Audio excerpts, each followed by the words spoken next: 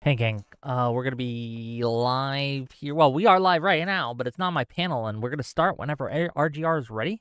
So I'm just here, kind of hanging out with you guys. Oh, gang, by the way, I am live on my end now. I'm gonna be talking to my audience when we're ready to go. Um, we'll be ready to go. Okay. But yeah, anyway. Yeah. So I I don't know if I want to wait to tell the story till it officially starts or just tell it now. I'll wait. I'll wait a little bit before everything goes. But this What's should up, be a good Alice? topic. It's very topical. I was just Hi, watching the I'm Live having a and weird Learn. problem on my stream where this window is cropping weird. Oh well.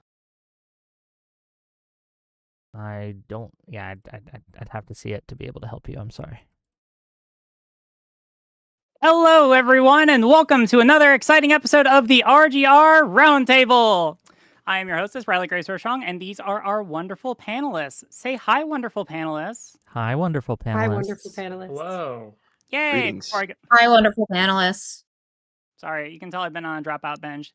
Quick housekeeping. Everyone can hear me fine. Audio fine. All good on Fine my on end. my end. Loud and clear. Good. Yep. Awesome. And I believe everything should be good in Streamlabs on my end. So I think we can go ahead and get started. We are missing at least one person who should be joining us here shortly. So I will message him in a second. Or if someone else wants to, just so I can go ahead and get started. Actually, no, here, I'll ping him real quick. And we are starting.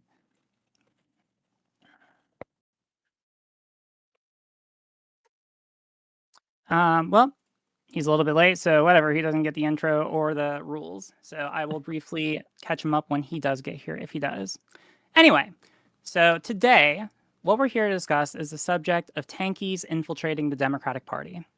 How this is going to work is I'm going to start by giving some brief background for context, and then I'm going to go around and ask each panelist to introduce themselves and say whether they agree that Tankies are infiltrating the Democratic Party and whether that's a real cause for concern or if they disagree with that. If someone disagrees, the conversation will start there. And then if and when everyone agrees on the issue, we will move to discussing how we should address this. Sound good? Sounds great. Good. Yep, perfect. Great. Here is the relevant context. On July 18th, 2026, political influencer Hassan Piker spoke as an invited speaker at the event hosted by the College Democrats of America in Washington, D.C. Notably, Hassan has a long-standing record of major controversies, including having said that America deserved 9/11 and that it doesn't matter if fucking rapes happened on October 7th. And especially relevant here, Hassan has also said that he, quote, doesn't give a fuck about the Democratic Party, unquote, and that he's trying to infiltrate the Democratic Party to try and push his own agenda. When Hassan spoke at the College Dems event, he also described himself as, quote, an outsider currently pushing for an insurgency, unquote, and concluded his speech by saying, quote, no more to the Democrats who compromise, who conciliate, and who betray us, unquote, while dressed as Mao Zedong, the Chinese Communist Revolutionary. Now, most relevant here, Hassan seems to also have been able to get Cameron Landon, the executive vice president of College Democrats, to deny entry to Destiny and other influencers who have been openly critical of Hassan for these stances. This is especially concerning because Destiny is an actual supporter of the Democratic Party with a proven track record of rallying his followers to canvass for Democratic candidates. With all of that context, I will go around and ask each panelist to introduce themselves and say whether they are concerned about Tankie's infiltrating Democratic Party. And I'm just going to go in order on my screen. Alice, could you please start? Hi, I'm Alice at She's Right Show. I believe tankies are a problem in the Democratic Party. I think they are fundamentally illiberal, and I think a lot of well-meaning progressives don't understand the kind of threat they're facing, especially when they try to be in spaces they consider like the local DSA chapter party or whatever. And they have a lot of people in their circles who are very dangerous and don't respect minorities. Great, thank you. Going to the right on my screen. Ethan, could you please go? Yeah, howdy. My name is Ethan, handle at I'm officially Ethan, and it's an objective fact that Tankies are trying to hijack the left wing or the Democratic Party. And this proves to be a real threat for us as people who actually do champion things like the rights of minorities, right? People who want to actually progress society in ways that are beneficial towards like human well-being. And allowing, someone like Hassan to go and interviews with like a Mao outfit, it is literally on the same level of like, imagine like JD Vance or someone, I don't know, someone else going on an interview with like a Hitler mustache. It's and the fact that we have vice presidents in notorious college organizations that represent Democrats, covering on behalf of someone like Hassan, who does the rhetorical equivalent of having a Hitler mustache, except for Mao, is absolutely insane. This is a real threat that needs to be addressed as soon as possible. Thank you. Going around, North, could you please introduce yourself and give your position? Hey, I'm Ryan, otherwise known as North online. You can find me at YouTube at youtube.com/NorthIsLive. Yeah, I think it's pretty clear that tankies are starting to gain some momentum within the Democratic Party. Where this comes from, we can talk about it. I think it's probably due to some sort of reciprocal radicalization, as well as this general misunderstanding about like left-right dynamic, and when it should be like liberal versus illiberal, and we'll get into that. So. Thank you. Moving on, Alish, could you please introduce yourself and state your position? Hello, my name is Alish, and I definitely believe the DSA party overall is a problem for democracy. I've gone through their website and read all of their core beliefs, and essentially it reminds me of the equivalent of when I become school president, I'm going to put soda in all the water fountains and make homework illegal. It essentially just like boils down to that for me. They're making a lot of promises and a lot of things that are kind of like contradictory. And a lot of the promises that they're making are essentially like a Trumpism to me. Like they're standing up making all these promises, and I hardly think that they're going to keep even one or two of them. So essentially, I find that, and this might be a little bit controversial, but I find that maybe some DSA policies can work in a microcosm, such as like very isolated, but overall it's not going to work for like large scale. Great, thank you. I'll also make a note there. We can come back and circle on this about whether or not we're going to define DSA as being tankies, or like what's the scope of the problem, or the scope of like who are we classifying as a group of concern within the Democratic Party. But we can come back to that. Thank you so much. Rounding us off for introductions, Wick, could you please introduce yourself and tell us what your position is? Yeah, as stated, my name is Wick. I'm at Wick TV on most platforms. I think that for far too long, people have downplayed the threat that illiberalism and illiberal actors are to the Democratic Party. In order to defeat Trump, many people within the party have decided to open the doors and open to tent to arsonists, people whose stated goals are to either burn the party down and build something new in its ashes, or to fundamentally change the face of the Democratic Party so that it is no longer a liberal institution or a liberal group. I think that these things are existential in nature. And while I would disagree with anyone who would characterize that these people have already taken over the party, they have not. This problem is still small.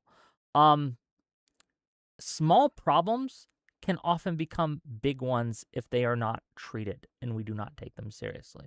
Tonight, my goal will be to convince people of the severity of the threat and also propose some solutions on how we can fix this threat. But I guess to answer the question, is taking infiltration a problem? Yes, it is, and we need to deal with it.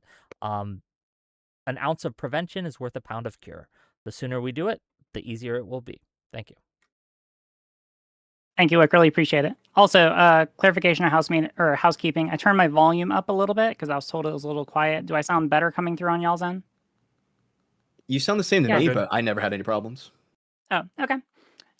So anyway, moving ahead, I guess I want to, before we talk about solutions, I guess I just want to make sure that we're all relatively on the same page, because it sounds like for the most part, we all agree on the fundamental issue of tankies infiltrating the party. I guess I want to ask the panel first, is there any question or is there any conversation worth having about the scope of it? So are we counting like concerns about socialists or members of the DSA? Like, is that a conversation that people would like to have? Well, or if not, we can just go ahead. Yeah, I don't know about like how long the conversation has to be, but I was telling chat this earlier, but I guess I'll tell you all. The reason why I think it's important to stress that and maybe have something on record from all of us that this is a threat and kind of define the scope of the threat. I was watching Live and Learn before I hopped on here, right? Just like 20 minutes ago, I would say. And they were talking about the same subject we're talking about, only in a very, very different manner, right? You had Pisco, Soy Pill, even IRI to some extent, kind of downplaying the threat that this was. It got so bad that they saw me in chat and Pisco was struggle sessioning Hutch to disavow me because I was disagreeing in chat, and Pisco was like, "Say you disagree with Wick. Say it. Say he's wrong. Say he's crazy." It was crazy. And I think that there are too many liberal creators, liberal influencers, liberal actors in this space. And again, I do think that Pisco is a liberal, but I think that he has, for whatever reason, decided that this isn't a problem, and he's, whether he intends to or not, running cover for really bad actors. He's acting as if we have been diagnosed with cancer, but it's only stage 1, so don't worry about it, gang. It's not really a problem. But everyone knows the best time to deal with cancer is when it's small. And so, yes, I think that there is a value in discussing what is the scope of this threat, because it's not just the DSA. I would include liberal creators who downplay the DSA, or downplay the threat, I should say. I would include people I would otherwise consider allies who are not taking this seriously. I think that they are also, in their own way, and not to the same severity or scope, a threat to the Democratic Party. Okay, thank No, you. oh, sorry, go ahead. Oh, no, okay, no. I'll go. Thank you. He's right, especially in the sense of the complacency. Honestly, I'm very much reminded of MAGA in its early stages, or at least how the Republicans acted, right? Because what we're seeing is, you could say like two groups of people, right? And we're going to see like a repeat of this, okay? So in the early stages of MAGA, there were the people who saw Trump as like, okay, like he's like a necessary bad to beat the Democrats, right? And then so they went with it. But then as they gave in more and more, then now we have the absurdity that we have today. And we're going to see that exact same thing with the far left if we don't do something to squash this as soon as possible, right? And then your second group is going to be people who are like your LARPers, right? They just don't care. They're just in it for like the political gain. So either A, you stand on some principles and know when to cut things, or I guess B, you really just don't care. And we need to avoid a repeat of MAGA, except on the left. True. Yeah, go ahead. Right now it's open discussion. Sorry. I'll ask Yeah. questions to stimulate, but I don't want to be too active or Cool. participant. So yeah, another example I noticed before MAGA, the one before that, was Gamergate. And I've written papers on this in classes about like new media stuff and all these kinds of things. Read books on like misinformation and memetics and how this stuff spreads. These movements tend to be onions. And I think it's very important to like separate this out and model what this looks like, because a lot of these conversations, people end up talking past each other. In the core, you have someone who's like intentionally so bought in to an ideology, typically like a hate ideology, that they will like say or do anything to make that happen knowingly. So they will like create propaganda or like manufacture stories. They think the ends justify the means because they truly believe in their goal. Then you have like layer 2 are people who are also bought into that ideology and will even like actually just believe and trust the examples of like racism fodder or whatever, or like actually believe the rhetoric and understand what it means. And they tend to also be kind of like giving their informed consent. They actually believe in it. Then the third level are people who also join in and will say those same things and share those same things and like represent those things without knowing it and thinking it's kind of like a joke or not super serious. And then the fourth level are people who aren't even a part of the movement, but they just see those people who say it's not serious or it's actually about something else, and they take their word for it. So like with Gamergate, there's like intentional misogynists and liars, like about women. There's like a disgruntled ex-boyfriend of Zoe Quinn. Then there were like the actual like sexists on 4chan. Then there were all of the normies on YouTube who said, oh, it's just about ethics and games journalism and thought it was fake. And there's a lot of normal people who didn't realize they were carrying water for all of that because they're like, what do you mean? Like, that's just, they just said it's about ethics and games journalism. That doesn't seem to be that serious. And so it's a macro structure for diffusing responsibility. and like no individual person is like actually evil, right? And then like they would say you're crazy, you point out like you're being misogynistic when like a lot of them are like, what do you mean? It's just jokes. It's not like super serious or whatever. But like at a big picture level, what is that machine they're feeding and what is it actually doing? And I'm really scared that's what we're seeing now with like Maoists and accelerationist communists at the core into kind of like good faith, kind of naive progressives who don't realize that it is serious and not a meme. Yeah, no, Yeah. I didn't mean to interrupt. Finish Oh, sorry. your Yeah. point. And then like, that's now penetrating the mainstream. People are like, what do you mean? Like, oh, they're liberals too. They like it too. And don't realize like that kind of actual core harm. Yeah, I think it's important to kind of like, and maybe in this discussion, it might be important to kind of showcase what it is they are doing. Like, because a lot of people won't understand the threat unless you spell it out, right? There are different, it's multivariable, right? There are different people doing different things, but they all end up intentionally or not kind of working together to the same ends. And I think that one of the things that we're seeing is a lot of people who claim to want to help the Democratic Party or help us beat MAGA do not actually want that goal. And unless, like Mike from PA famously said, I will continue to depress Democratic turnout until they bend the knee to the left, right? They are there to make it so bad, to make sure that MAGA wins so much that Democrats lose hope. Democrats think, well, we can't win doing what we're doing. We need to pass the torch to someone else. And again, the goal is for us to pass the torch to them so that they can have their shot. And they think that, oh, we'll once we get in there, of course people will vote for us because, they just don't vote for us now because they don't understand. They haven't actually lived under our rules before. It's all been AIPAC and the DNC establishment, blah, blah, blah, blah. And so these people are actively hurting us on purpose, intentionally. Look at the Fox News interview that happened with the DSA. What was it, a vice president? I forget what position she had. It was high up in the organization. That was a friendly interview. Do you guys understand that, right? They were on this. It was the same team interview. The interview lady, what's her name? I'm sorry. I'm horrible with names. She was basically not contesting anything and saying, "Oh, you believe this?" And the DSA person was like, "Yes, of course we believe that." "Oh, you believe in abolishing the police?" "Yes, of course we believe in abolishing the police." And some of the most like dog shit policy positions you could possibly have that are severely unpopular with the American people. And again, this is going to be tied to the Democratic Party. They will point to Mamdani. They will point to Chevrolet. They will point to other DSA candidates, Valdez, I believe. They will point to AOC. They will point to other people who may or may not share these same positions. Like AOC, I don't think shares some of these positions, right? And they will tie it to us. They will hang it around our neck like a millstone. And it will drag us down. And that is a purposeful, intentional strategy. They are our enemies. I don't know how. I know. Look, I'm rambling, but no, it's just true. It's just correct. Yeah. Yeah. But let me add something to that. One of the things that a lot of liberals or people that are more inclined on the left, I've seen them fall into, is this idea that we can't be punching left right now because MAGA is like this ultimate evil, and it is a very hard talking point to refute because MAGA is currently in power. They are the ones who are currently weaponizing our government against us and killing Americans on the streets right now.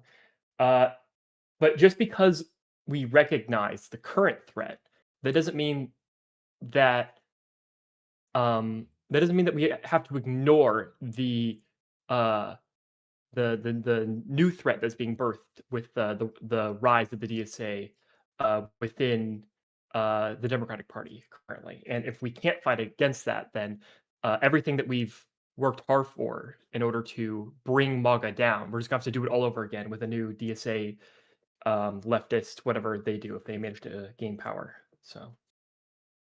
On that point, actually, let me follow up. So I think that yours and Wick's point actually could tie together. In that I wonder, let me pose this to the panel. How do you all feel about framing the current divide that we're seeing emerge in politics, not as one of the right versus the left as much as rather a liberal versus illiberal divide. So, for example, with Wick, having people from the VSA being able to go on the Fox News and give like a friendly interview, that would, in my mind, explain why you could be able to see something like that, because they are on the same side. They're on the side of illiberalism. And then North to you saying like, well, there's a concern about punching left. Well, really, the concern is not about punching left. It's about punching the illiberals. It's about trying to defeat illiberalism. But that's just my opinion. What are the thoughts of the panel about that framing? Yeah, look, first of all, that concern about punching left, it's not real, right? That's what they say. They don't actually mean it, because they'll punch left all day. They'll punch Democrats all day, the establishment all day. They will, Chuck Schumer, Hakeem Jeffries, Jim Clyburn, they will punch the shit out of those people, right, that are on the left. They do not care. The rule is don't punch them, right? They can punch whoever they like, but don't punch them. But to your question, yes, illiberal versus liberal is the correct dividing line here. And I think that that's why it's important to define what the Democratic Party stands for and to reaffirm to people that the principle that you have to have, and this is non-negotiable, if you want to be considered part of the coalition, right? Not just an ally who votes with us sometimes, right? Not just someone we sometimes work together with, but an actual part of the coalition. You have to have a liberal value system. You have to at least have some core liberal principles about you, and you cannot be an authoritarian.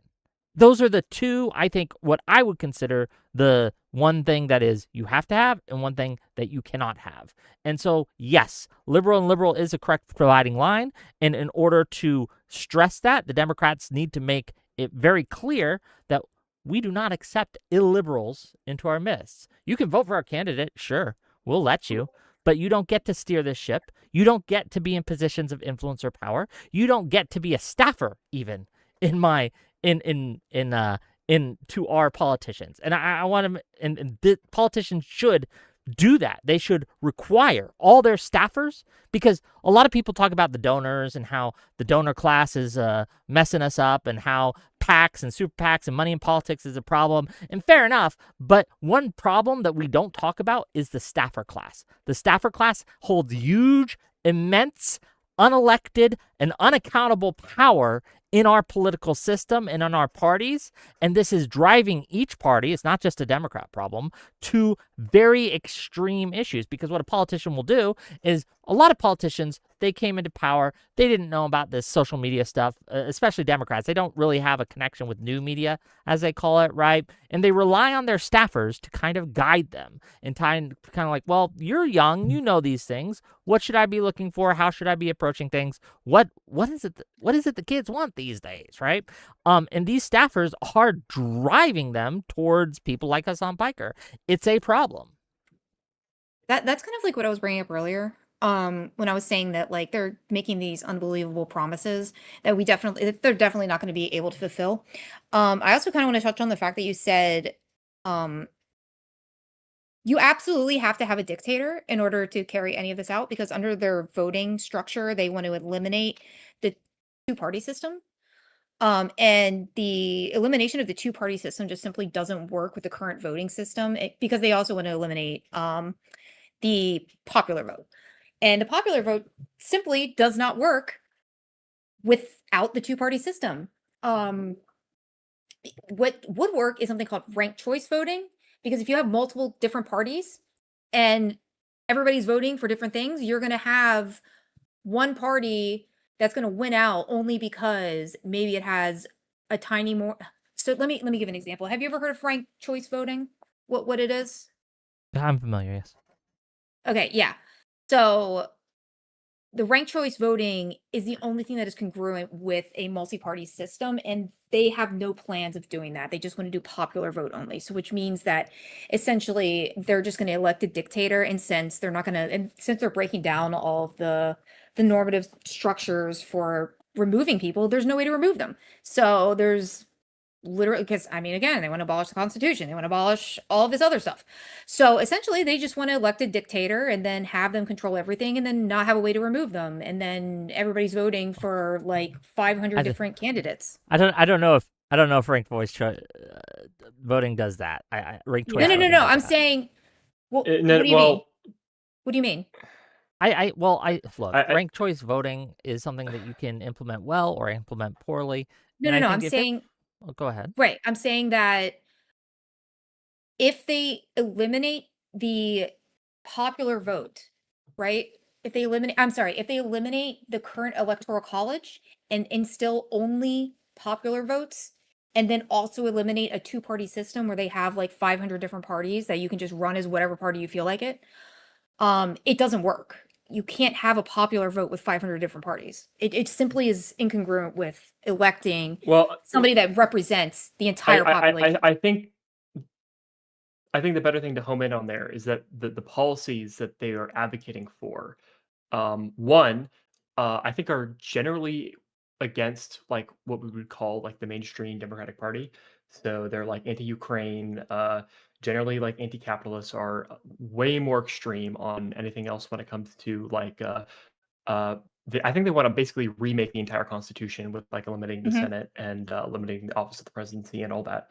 Um, so I think something that we need to focus on is that these people don't believe in America as like we know it now. Their Mhm. goal is to like fundamentally reshape America into something completely different, whether it's going to be like how the DSA platform currently is, or whether it's going to go even further than that, because it seems from like many of the interviews of like higher up people in the DSA and with their more extreme candidates now being elected, like Chevier, uh, that they're more on like like the tanky slash Maoist Yeah. leaning, which is Yeah. extremely scary to have someone like that in our politics. Has anybody actually enumerated what the enumerated? Is that the right word? Anyway, has anybody enumerated what actually the DSA proposes for their party? Have you been to their website, the Yeah, program that they put out works a secretary? recently kind of a platform that you could Yeah. everyone can go through. And like I said, they were interviewed on Fox News the other day, and they were asked very Hmm. simple questions: Do you support abolishing the Senate? Yes. Do you support abolishing police? Yes. Do you support abolishing borders? Yes. Right. And all this list of what I would consider very illiberal list of things that Yeah. is just Also, unpopular in sorry, America. let me just interject because I don't want us to get like too down the weeds. Something that might be useful is to clarify what we mean when we're talking about liberal values, right? Because Alish, like, it's not so much what they're trying to push in particular. It's not like we're, the issues are like the particular ABC of what they're advocating for. I mean, some of them are crazy, but like ultimately, when we're talking about liberalism versus illiberalism, in my Hmm. opinion, people can disagree, is the how they want to accomplish those goals. Whereas illiberalism fundamentally is usually associated with imposing policies by force if necessary, despite or without the consent of the public. That's fundamentally, in my opinion, what's the difference between liberalism versus illiberalism. Whereas Hmm. liberalism focuses on consent of the majority, democratic process, peaceful transition of power. Does Yeah. anyone disagree with that? Or Well, I think it's helpful to maybe expand on what liberalism is. I think that's a good um cue, because a lot, like especially in American politics, everyone on the left is called a liberal by the right when it's not true. Many people on the far left are not liberals. We do not claim them. And there are people who are on the center right, like maybe North would consider himself maybe moderate center right ish, who I would consider a liberal I as mean, I well. consider myself a conservative, but I believe in liberalism. Yeah, and you can be a conservative liberal, you can be a progressive liberal. Liberal is something that you can be with many other types of ideologies, right? But you can also be an illiberal conservative or an illiberal progressive. And those are the people I have a problem with. So what liberalism is to me is like uh, recognizing the rights of the individual that are more important perhaps than the rights of all, or when the wants of everyone. So for example, a lot of the far left, right? A lot of these illiberal people will say something like, "Don't you love democracy? Don't you want democracy? Democracy's good, right? We want people to be able to have a say, right?" And that's true to an extent. But I think all of us would agree that we don't want people to be able to vote on whether or not we get the right to free speech, or we get the right to a fair trial, or we get the right to all these things. We don't want the majority, we don't want those rights dependent on a majority vote, right? And so, at least for me, I think liberalism recognizes that. So it's not just the consent of the governed, but a limited government power. And if you limit government power, that limits democracy to a certain extent. Rule of law, also important. Everyone is equal under the law, equal treatment under the law, right? And that we don't just blow up institutions that disagree with us. A lot of the people who are complaining about abolishing the Senate, I think it's very illiberal, right, to do that, because they're only doing that because the Senate disagrees with them, because it has a, as some have put it, a structural benefit to the Republicans. And while that is true, the Senate, at least in the American government system, performs a vital function to limit and put a check on mob rule. And I think that's important. And there's a whole political pluralism, allowing other parties to actually exist. That's also something that is a liberal value that we need to stress, because a lot of them, if they could, would just eliminate all opposition politically. Yeah. Can I ahead, can I please. maybe focus in on something? But before you do, does anyone disagree with my list here, or does anyone have a problem with my definition? No. Like, yeah, no. democracy, individual rights, Pluralism, due Yeah, process, all that. I think a good due process, upholding the rule of law. like a good kind of question to think is like, all right, if they're in the if the Tankies or if the look at if the that. MAGA people are in majority power, like if they could put people who disagree with them in camps, would they try to? You know, that's I think usually a pretty Yes. decent kind of metric. What were you saying, Alice? Yeah, that's fair. Oh. They would. So I was going to bring up a specific policy, and whether you think it's liberal or illiberal. I think that this policy is illiberal. One of their policies is to end the U.S. war machine. That's the heading. They said defund the Department of War and all foreign wars and close overseas military bases. Support and fully employ veterans. I mean, that's fine. And immunity for U.S. war criminals, and support the International Criminal Court's mandate to prosecute war criminals. I don't think that's something that was ever a problem. But I think that defunding the Department of War is completely illiberal. I don't think that makes any sense from the standpoint. Well, I don't know if it's illiberal. It's just bad policy, though. I mean, Well, no, that I would I mean, I think don't that- know. Actually, I think when it comes to like maintaining the global like structure, I think it actually is illiberal, because Yeah. when the United States or like some like large power isn't here to ensure that all the countries in the world play nice, right? Then you've got countries like Russia who come in and invade Ukraine, right? So like defunding that allows for bad faith actors who are not liberal to come in and like wreck shit, Yeah. essentially.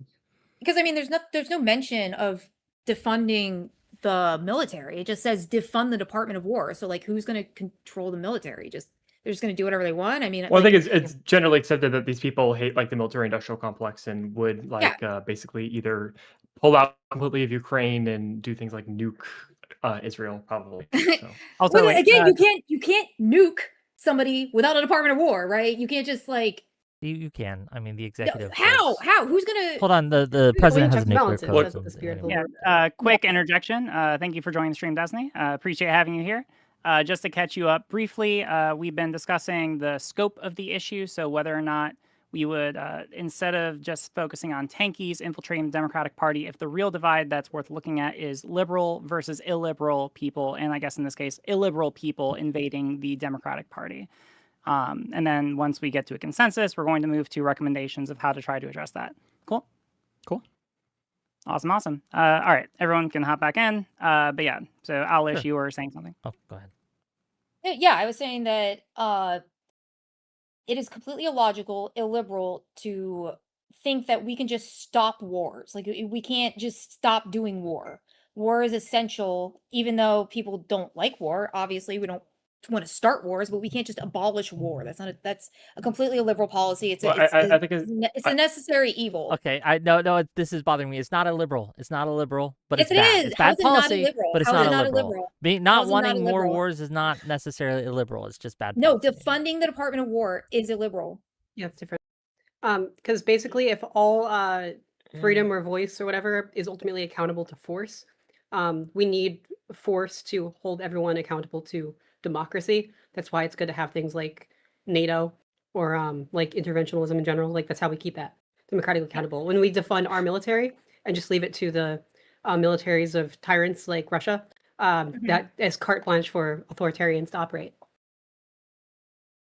Well, yes, that is the result of the I- policy. That's what makes it bad policy. I just don't think it's necessarily like the funding levels for different departments aren't necessarily individually an illiberal act. But if this this is semantics, we're nitpicking. I don't mean to. No, sure. I think the more important So, kind of look, it doesn't matter necessarily if it's illiberal or liberal in order to like defund the Department of War. We just all understand that it's generally bad policy and going to be destructive to the United States of America, and also probably going to leave the rest of the liberal world, which we lead in a more defenseless position. It's just pretty I simple. guess As that. my major problem, and I want to come back to this now that Destiny is here, is the people who are ostensibly on our side, who continue to run cover for these bad actors who are helping in a very real way MAGA to win.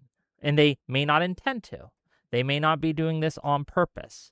But going on to Fox News and having an interview, a very friendly interview with the host, and then putting out some of the most unpopular policy positions and saying, yes, these are the things we're running on.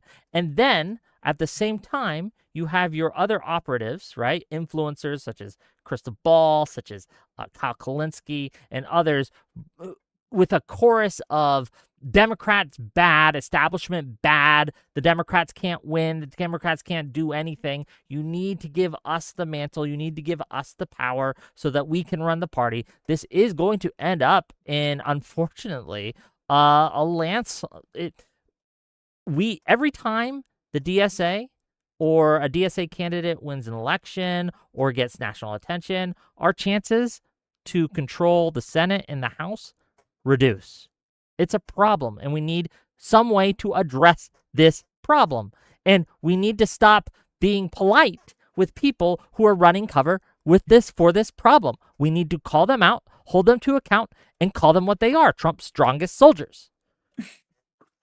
Can I ask a question to the broader like panel? I guess. Do we think that like tankies and the DSA are a problem for like the country slash the Democratic Party because that they will decrease the chances that Democratic candidates will win, or do we think that they're a problem because like the policies that they promote are going to be like destructive to the nation if they do win? I'm kind of curious where everyone is on that. I think that North's question there is really important because I feel like sometimes we get lost in terms of like, do we for what he just said, like, do we support these people because they're, or do we not support them because they're not electorally popular because they have some like core value clash? And I think that on two different levels we have to operate there. I feel like the first thing is that we have to understand like what the Democratic Party is. We have to understand that there's like room for disagreement in our party, and then there's probably room for things that we probably shouldn't have disagreement on, or there's not room for disagreement on certain things. Like the idea that like black people and women should be able to vote, right? In every party in the US right now, right? That this should be like, this is a non-negotiable. We wouldn't accept those people in our party. Probably the most like contentious issues maybe is like abortion. Is that really a thing we want to debate in the Democratic Party? Like as between being staunchly pro-life or not? Probably not. I think that's probably a core Democratic Party value. And then maybe things on like gun control, we might have differences there, or like in affirmative action, we have differences there.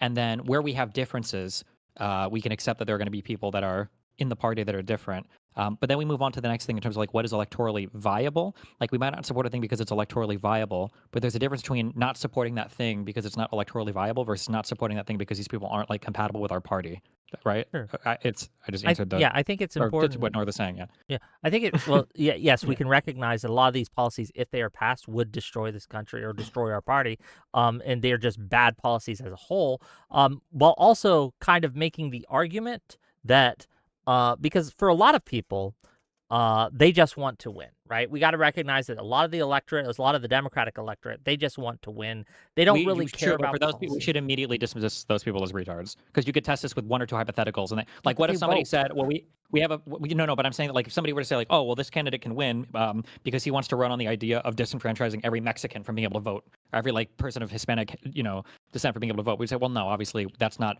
worth winning." When people say when like people like Josiah and Hutch say, well, we should do whatever we can to win, they're assuming, whether they realize it or not, they're assuming some baseline agreement and values there, right? Like, because we could technically win every single election if we were to just come in and support like the Republicans, right? We should say, oh, well, if a Democrat's going to run, they should just like support every single Republican position, and then we can win in some Republican primaries. Like, well, what's the point in that, right? So there's got to be some even if people don't realize it, there's some baseline. Like, well, sure, Yeah. we want to win, but we do want to win with like that are with something that's in our Sure. tent of values, right? So for me at least, liberalism and like again we were talking earlier, liberal and illiberal should be the divide, right? I do not want Well- illiberals in my party. I just don't. I think that they're destructive. I agree that being illiberal should Well, be an out, but there's a lot of like we had slavery and we were still a liberal country, right?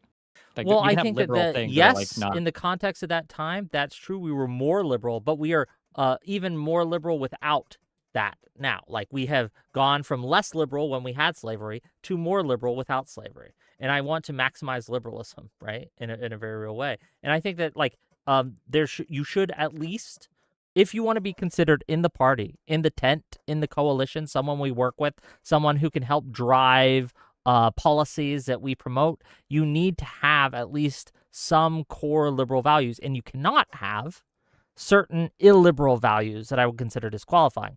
Yeah, Such as, I don't yeah. disagree. I'm just saying that like wait, ideally, hold- like both parties should be liberal parties in the United States in a liberal democracy. Both of us, the Republicans and the Democrats. Yeah, So but that they're wouldn't be not a right difference now, like this, but- unfortunately. Like ideally, Sure. yes, but they're not. Well, And- so Well, hold on. moderate Republicans are. So but... so I was talking with I was talking with Pisco about this last night on that X stream, and one of the things that he brought up, which is important, is like whether we think that these DSA people are going to be more or less, I guess, illiberal versus MAGA. So it's like, are we, if we have like a standard MAGA Republican running versus a DSA type, do we think that in a lesser two of evil vote, should we be supporting this DSA person at least just to win the election? Or is it worth it to just like either abstain or even maybe support the MAGA Republican, depending on whoever that person might be? I think that is also something important to bring up. Also, Alish, I saw that you were trying to get a word in. Go ahead. Oh, Or even- well, if we're moving the topic to Pisco, I want to bring up two things that he said today. I'm going to quote something that he said earlier today on stream. He said that, sorry. He said that it is congruent with liberal democracy to abolish the police and open borders. He said that those are liberal policies, or those are congruent with liberal democracy. Do you agree or disagree with that? He I additionally, agree. I think it's, again, I think we have to be careful. Like, there's a huge range of stuff that could happen under a liberal society, but we wouldn't like want that in our party. But just because it's things that we don't want in our party, that doesn't make them illiberal, right? Like I agree. like arguably pro-life and pro-abortion stances are both like congruent with a liberal society. Theoretically, like open borders where everybody gets the right to vote when they come in, like that. Theoretically, this is congruent with a liberal society. It would probably just be too extreme for that like immigration policy, but that would make it like illiberal, I think. Yeah, we just if need to we, be. Oh, go ahead. I was going to say, if we combine this with one of the proposed DSA policies, which they say abolish ICE, how does that work exactly? Because that's. I mean, I think it's a dumb policy. I just don't know if I would necessarily say it's illiberal.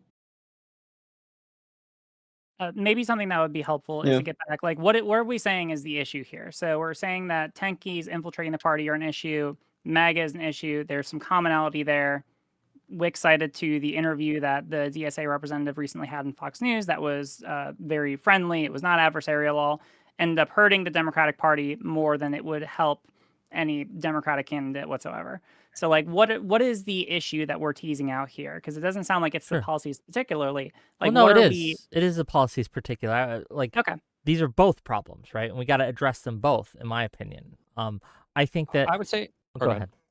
I was gonna say I don't think they're necessarily the policies. I think it's actually a more meta macro, like the political like goal is to kind of like infiltrate and then subvert the Democratic Party Yeah. through like subversive means. It's like running under the Democratic ticket, kind of sort of pretending like you're a Democratic Party person when in reality you're trying to dramatically change the entire Democratic Party, right? Like I would say that MAGA like dramatically changed the entire Conservative Party, right? So Well, like no. the problem necessarily wasn't Yeah. like MAGA, Yeah. like policies. It was that they like, although or sorry, go ahead. Yeah, there absolutely are arsonists, wreckers, people who want to go in and to just fundamentally redefine what it means to be a Democrat, what it means to be in the Democratic Party, what the goals we have.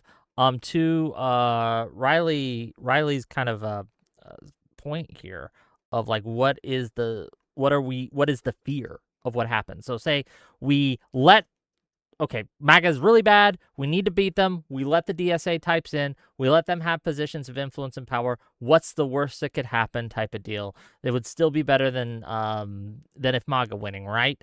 I don't know if that's the case, honestly. And in fact, I wonder if in certain cases it might be worse. And maybe this is a hot take, but if we have no real liberal party left in America, that I think is worse than having a liberal party that loses sometimes to an illiberal party. And I worry that in our zeal, or certain people's zeal, to beat MAGA, that we are going to let people in who are going to hollow us out, who are going to turn us into illiberals. And that is a problem for me. Like, the idea that we should, if the courts rule against us, we just got to get rid of them. If the Senate opposes us, we just got to get rid of it. If any institution stands in our way, we just tear it down. I find that to be self-destructive, authoritarian, and we even got El Said, right now, who's running in Michigan, who is playing with electoral denialism, trying to do this thing where, like, well, if I lose, it's because the election was stolen from me by AIPAC and those outside forces. I think that is damaging to the fabric of our society in a way that's going to, it's just going to destroy us. I don't know. So I'm it's ranting. it's just MAGA playbook, in other words. It's just the MAGA playbook, except, I mean, it's literally what they're doing, except the MAGA playbook was playing off of people's fear. What are they playing off of? Because that's how MAGA kind of got where they are now, is they created they created a fear, somebody to be afraid of. They fear-mongered, and they made people vote because this thing is going to happen. They're going to turn your kids trans. They're going to turn your kids gay. They're going to, I don't know, put Satan in your school or whatever. So that's how they made them vote. And then they basically just lied about their policies and then kind of took over the party that way. How is the DSA going to do that fear mongering in order to gain their? We have this like data on this. Their target audience are people who are high education, low income, looking to offset that like economic insecurity onto some other. So they've targeted a sense of kind of the elite, and are playing into a reskinned version of the JQ conspiracy theory from 4chan when they're alluding to like a Jewish control of the world through manipulating Black people to defang the white left, as one candidate put it. Okay, so they're basically So like Jews are bad. Okay. I think we're all pretty much in agreement here that like the DSA is like a general threat to, I guess you would say, the Democratic Party, if they were ever to gain power in the nation as a whole, if they were to be able to implement their policies. But they are still, I guess, I think they're running under like the banner of the Democratic Party, and they are running, assuming that they win a primary, they are running against like MAGA candidates. Yeah, Assuming in that they order- do they? win primaries, how Okay. should Wait, real well, quick. like Are they? Chevier won. Because this is a. think- Is it really though? Is that a competitive race? It was not a competitive race. It's more so like how That's- should the general question I'm going to ask is if you have sort of like these DSA types, and if they were managed to win primaries, should we just ignore them, or should we just like support them insofar as that they win the election, Sure. or like how should we I can as answer like this. content creators Yeah. address these people? I think this is a very important Oh, question. as content creators or as a party? Ask. Yeah. Or well, I guess what we advocate for as content creators, Sure. how people should like So react to these Chevalier people. or Chevalier, I don't know how to say her name. Chevalier? Chevalier? Chevalier, whatever. She's We know who I'm French. talking about. She got elected. She goes to the House, but we don't seat her in any committees. I don't think we should. I don't think she's earned that. I don't think we should associate ourselves with what she stands for, even though the voters elected her. She can come and she can vote in the House, but she doesn't get a place on the committees. I think that we need to do things like that. We need to be ruthless in our separation of these wreckers from who we are. Don't seat her in a committee. Do not do it. Do not work with her. Have her, she can go and she can cast her votes, but we don't give her any air, no oxygen. So you want to divorce. Oh, sorry, go ahead. Let me hop in real quick because there's a lot of discussion on like how we should treat people and like identifying them. I want to propose where I see the fundamental divide and then see if people agree with this or not. So, Destiny, you weren't here at the beginning of this. We talked about specifically what happened with you and the other creators at the College of Democrats event. To me, what seems to be the fundamental concern really is with Tankies and illiberal leftist infiltrating Democratic Party. Comparatively, if we're in power, if liberals are in power, we give other people the opportunity to speak and advocate for policies, even if they're extreme. I may disagree with you. I may not think that you are fundamentally advocating for something that's viable, but I will let you have a voice. Whereas my concern is if you allow these people into power, such as Hassan at that event, then they will exclude voices that they disagree with from those kinds of events and from having a voice in those kinds of venues. That's my concern, is that they will take those kinds of opportunities and use them to exclude us from what we try to make into a fair process. How do other people feel about that as a framing? Yeah, I mean, this is definitely a thing they would do.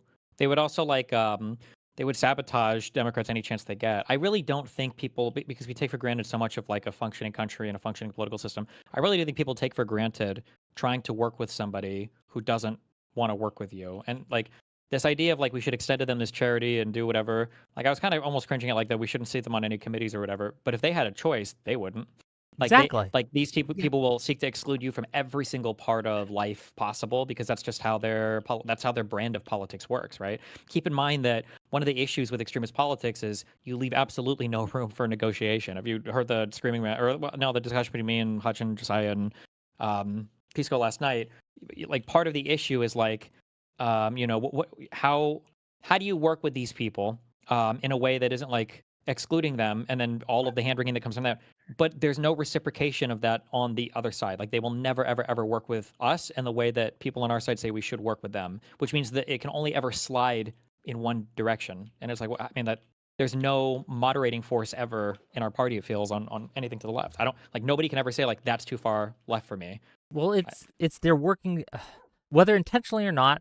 People like Pisco, I'll just call him out, right? Pisco, and to a lesser extent, Josiah, even though I like both of these creators on a personal level, and I agree with some of the things that they say, I think that their willingness to simply run cover for these bad actors and say, well, we got to let them in, we got to listen to them, they're not as bad as MAGA, is going to be, if the Democratic Party is taken over, that's what it's going to be. And you have to treat these people like what they are. They are our enemy. They have stated they want to reshape or destroy the Democratic Party.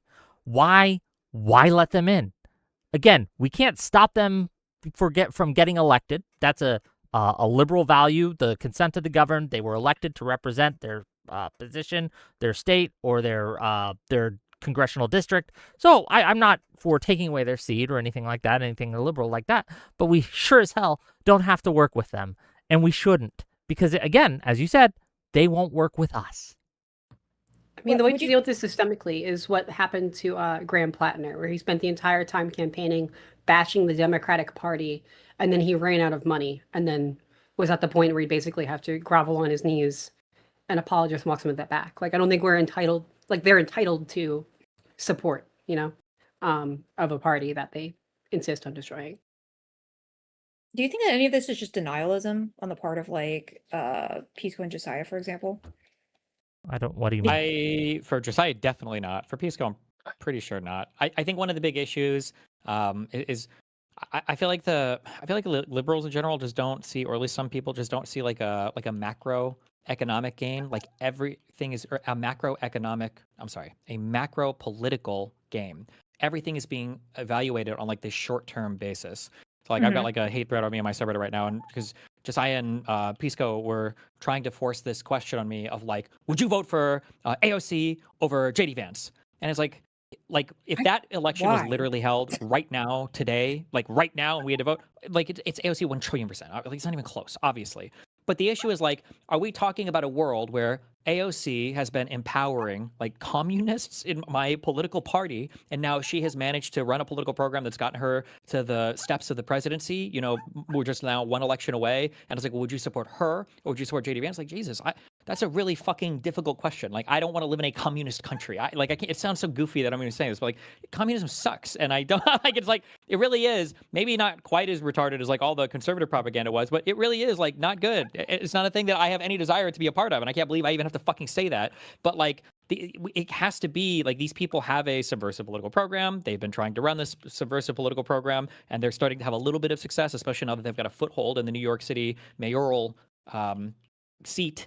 Or that office. So it's like to just infinitely make these like deals with the devil. I call them, you're just like saying, okay, we'll work with them in the short term. I think even Peace goes like, well, come on, it's not like they're gonna get more popular next election cycle. I was like, well, what if they do? I think They if are. they do, What do you mean? They are. Yeah, and they're gonna still They make the literally same are. excuses. Like right now, you're saying, well, if you had to vote for AOC over JD Vance, who would you vote for? And it's like, well, probably AOC. It's like, but what if you ask that same question 2 years from now and they've got 20 seats? Or what about 6 years from now and they've got 50 seats or 100 It's seats? also- At what point does it stop? It's like, a false why- question. It's a false Why are question. we? Yeah, I was hold about on, to say, if I may. why are we even granting that? Well, why are we even granting just that real quick. question? Just real Go quick. ahead. It's a false question. They set up these things. Well, which would you vote for, AOC or Vance? Obviously AOC, but that's not the question that's being posed to us. The questions being posed to us is who do we want to be our representative or representatives to face Vance or to face these post-liberal actors, bad actors on the MAGA side. And I think that that's an important distinction because, yes, harm reduction strategies are important and we should choose the lesser evil when it comes to two bad choices. The false kind of setup is assuming that those are our only options. And that's what they smuggle in with hypotheticals like that, with questions like that. No, I don't want to vote for AOC. I don't mind her. She's probably the least bad of that whole crew, and she's growing on me to some extent. But if I'm going to choose someone I think will represent my values and the values of my party, and I think actually win in a sustainable level, so not just one election cycle and then we switch right back, but win consistently, Ossoff, Shapiro, Bashir, right? There's a whole list, even Pete Buttigieg, right? There's a whole list of, I would consider fundamentally liberal actors who, again, I don't agree with all the policies of these people. And I'm sure I would disagree on some positions that they have. But overall, these people are Democrats, and we want Democrats being the face of the Democratic Party. I don't know why that's crazy to say. I mean, it might help to briefly philosophically define what the difference in goals are. There's a line on the left, which I would draw just past AOC, between Soc Dems, who would be liberal, and Democratic Socialists, so Demsocs, who are not. Demsocs, onward, believe that fundamentally they need to destroy capitalism, and that can only be achieved through revolutionary means, not reform means, which means any extent of their participation within a electoral system, within our electoral system, is with the purpose of destroying the government, is accelerationist. They say this as much. One of the biggest core central caucuses in the DSA is the Red Star Caucus, which says this outright, and they try to be involved in everything. That is fundamentally their purpose. Like, they are not trying to work with you. And their biggest threat will always be any candidate they see as feasible who could win, who could in fact make life better for the average American without the need for a communist revolution. That would prove that they are irrelevant, that their authoritarianism is not needed, and to fix the world without them, to fix the world under capitalism, is like the antithesis of their actual goal. So like that is the broader goal to look for. Are trying to make life better or trying to overthrow capitalism, in which case they will consent to any initiatification by Republicans or themselves. So now that we've got I guess this really strong understanding that DSA is obviously pushing for things that are going to be counter to everyone's well-being.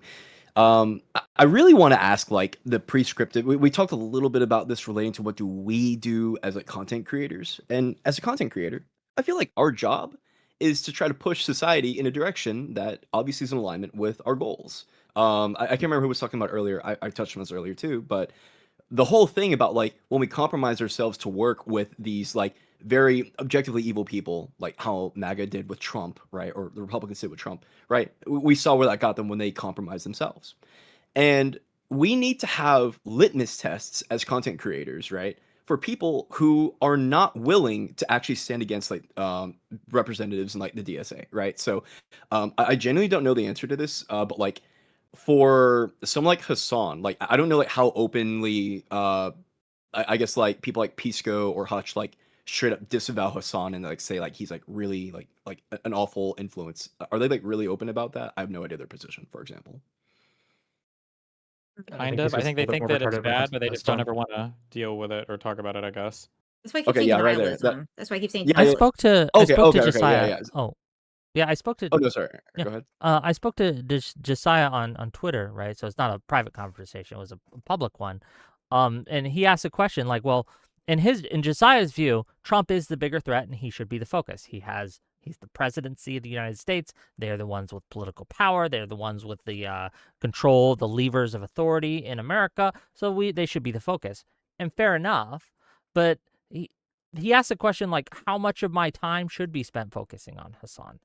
And I said, for every 100 videos you do on Trump, you should do one on Hassan or one on the left or the far left or one on socialists or tankies or something, right? And he laughed at me and said, yeah, well, that's probably the closest I've seen to an actual answer. But I don't think in his hundreds of videos I've seen one anti-left video. And There's I also haven't this watched all of issue Yeah, that's a too, problem. where this is what I mean when I also say like macro game, you know, where it, like there's this idea of like this conceptual fungibility where it's like, why did Hillary Clinton lose the election? Was it because of Comey?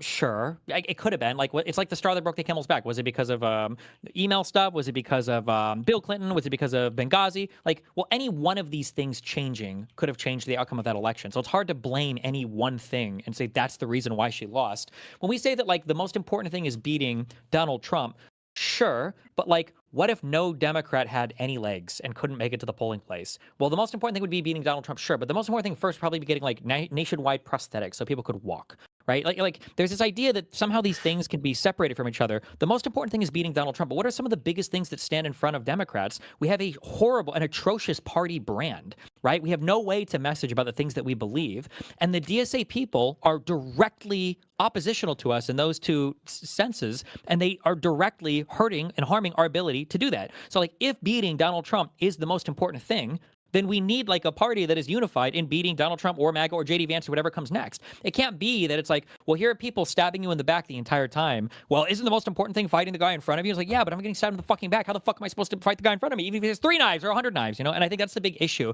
is it's like this unidimensional, especially when it's something like attacking Trump. Like if you've released 100 videos on a guy, is the 101st video going to be the one that really takes him out? Like, this is the one where it's like, finally, my audience understands, as opposed to doing 95 videos and like 5 saying like, hey, by the way, this ultra far left stuff, this isn't what we're about. This doesn't define us. Like, it's so hard to make those 5 videos, that one video. But on the far left, it is constantly attacking and shitting on the Dems. And that we just can't survive that. And it is going to hurt you. If you think that beating Donald Trump is important, then there should be a fight that is important to you, is defining who your party is.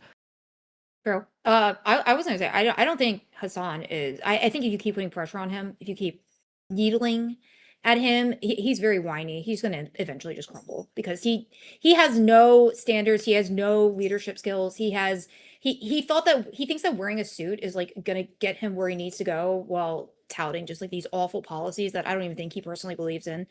Or maybe he does. Sure. I have no idea. Yeah. but genuinely, I think, terrible. huh? And his fashion is terrible. But Oh yeah, I just want to. stupid suits. Yeah. Hassan's a symptom. He's a symptom. Yeah, he's a symptom. He's not However, the problem, and I just think it's important to make that clear. well, he's right? causing Yeah. the problems. Is he not? No, Because he is. look, He's I know contributing the to the idea problem. of like, Yeah. can we push back against anybody to further left than a moderate Dem? Is that possible for any Democratic person to do without getting their head bitten off? And it feels like the answer to that has been no for quite a while. Of course not. And I'm not to play, and I don't even think this is the most important contributing factor, but like the woke shit, right? There was an issue there where it was like, no matter how far left somebody comes out with a take on something, you know, I have a trans 4-year-old.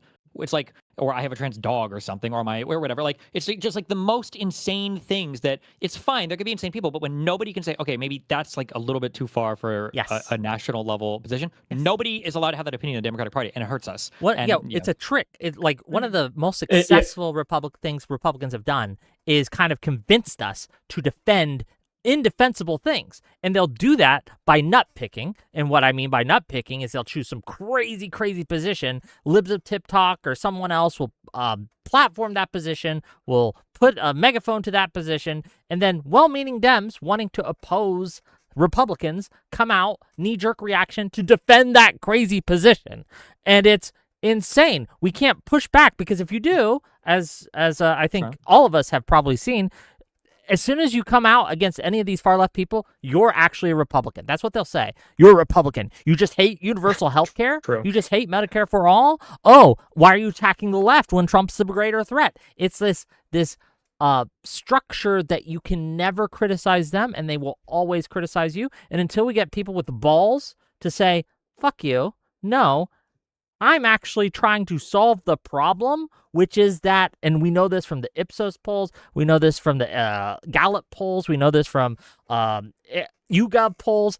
Most of the Democratic Party, I'm not talking the general electorate, I'm talking the Democratic Party, most of the Democratic Party either doesn't want us to go further left or thinks we are too far left. I'd like to make a point of agreement and then a little bit more nuance. Just really quickly. So, like, my observation on what you and Steven are talking about from the past couple of years, especially like early 2020s, when, for example, Republicans focused a lot on transgender issues nationally, with like the gender affirmative care bans nationwide. My impression was that it was really convenient for Republicans to focus on that for two reasons. First is that it's a really complicated subject. Gender affirmative care, any medical care subject as far as policy is just going to be complicated. So it's really easy for them to come out and say, oh, well, Democrats are advocating for crazy things X, Y, Z. And then people have to come in and give like the wall of text response to say, no, actually, that's not why. And here's 20 different sources for why, right? Like it's really efficient for them to be able to lob accusations without having to worry about as much pushback. So that's the issue from that side, just to give a bit more nuance. But you both, I think, are correct in that during that period when people would try to give like reasoned and level-headed responses that are not perfectly along the hard left line, that then those same people who are liberal and advocating for good policies would then be attacked by people on the far left who are seeing them as exactly the same as the people in MAGA and the far right who are I also think ultimately, as hard as that is on the trans stuff, like now it's even worse because now it's not the trans stuff. Now it's fucking Israel-Palestine. And like, good luck trying to give a nuanced and measured take, which the Democratic Party, by the way, it does desperately need. Like the average Democrat needs to know that you don't have a party that seems to be completely and totally beholden to standing behind Israel and every atrocity you see on TV and everything having to do with Gaza Strip. There has to be a way to message that, but to do it in a way that separates you both from the Republicans, who brown people aren't even human to these people, and then to the far lefties, which are promising you like fucking world peace. Like how do you even, the Democrats are not able to navigate that right now, and that issue is even more complicated than there's a problem. Yeah, there's a problem. I think that's also with like the, I guess you call like the moderate liberal side, is that the fact that whenever there is like a controversial opinion, according to the lefties, they'll go out there and they'll do the hate, but there's no like counter reaction on our side to like counter their hate. They have their hate mobs. They will go after people if you say the wrong opinion. But like, where are all these like liberal content creators besides maybe you, Steven, going out there to like support, I guess, liberals for actually standing up for like nuanced. Nobody. This is why we need a litmus test. It doesn't exist in our space. Did you see the Adam Smith stuff?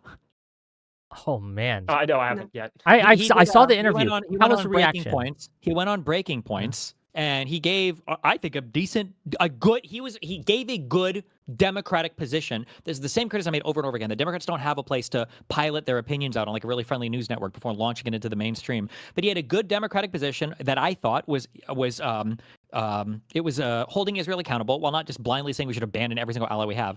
And he got so eviscerated. I think vandalized his house. He got so eviscerated after this interview that I think he ended up flipping one of his votes on a recent funding bill for, I think it was related to Israeli stuff. He said he flipped the vote because it was too much. The insane amount of pushback and hate that he got in real life was way too much for it. Like, that's crazy, and nobody will say anything about that. Is that I hadn't heard that. Is that accurate? Is that something?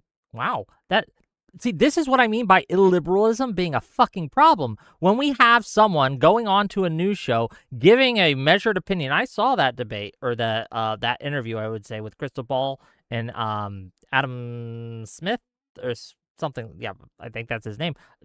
Reasonable. I didn't agree with him 100% on a few things, but reasonable guy, was able to lay out his positions correctly. And the fact that if this is true, and I hadn't heard this, I'll have to look this up, right? If this is true, that because of the reaction to that, he was targeted and vandalized and pressured by these illiberal hate mob to change his vote, that's a problem, and we have to fix it now. I don't want our politics to be constant haranguement by the most mentally ill motherfuckers that you can ever imagine coming at you if you don't agree with them 100%.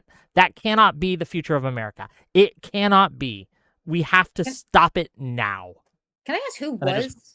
Reading a quick thing here. Smith said his family's home was vandalized. A fire was set in his driveway. One of his staff members was assaulted. Activists shut down town hall meetings, and his neighbors' lives have been disrupted by late night demonstrations related to this. Yeah.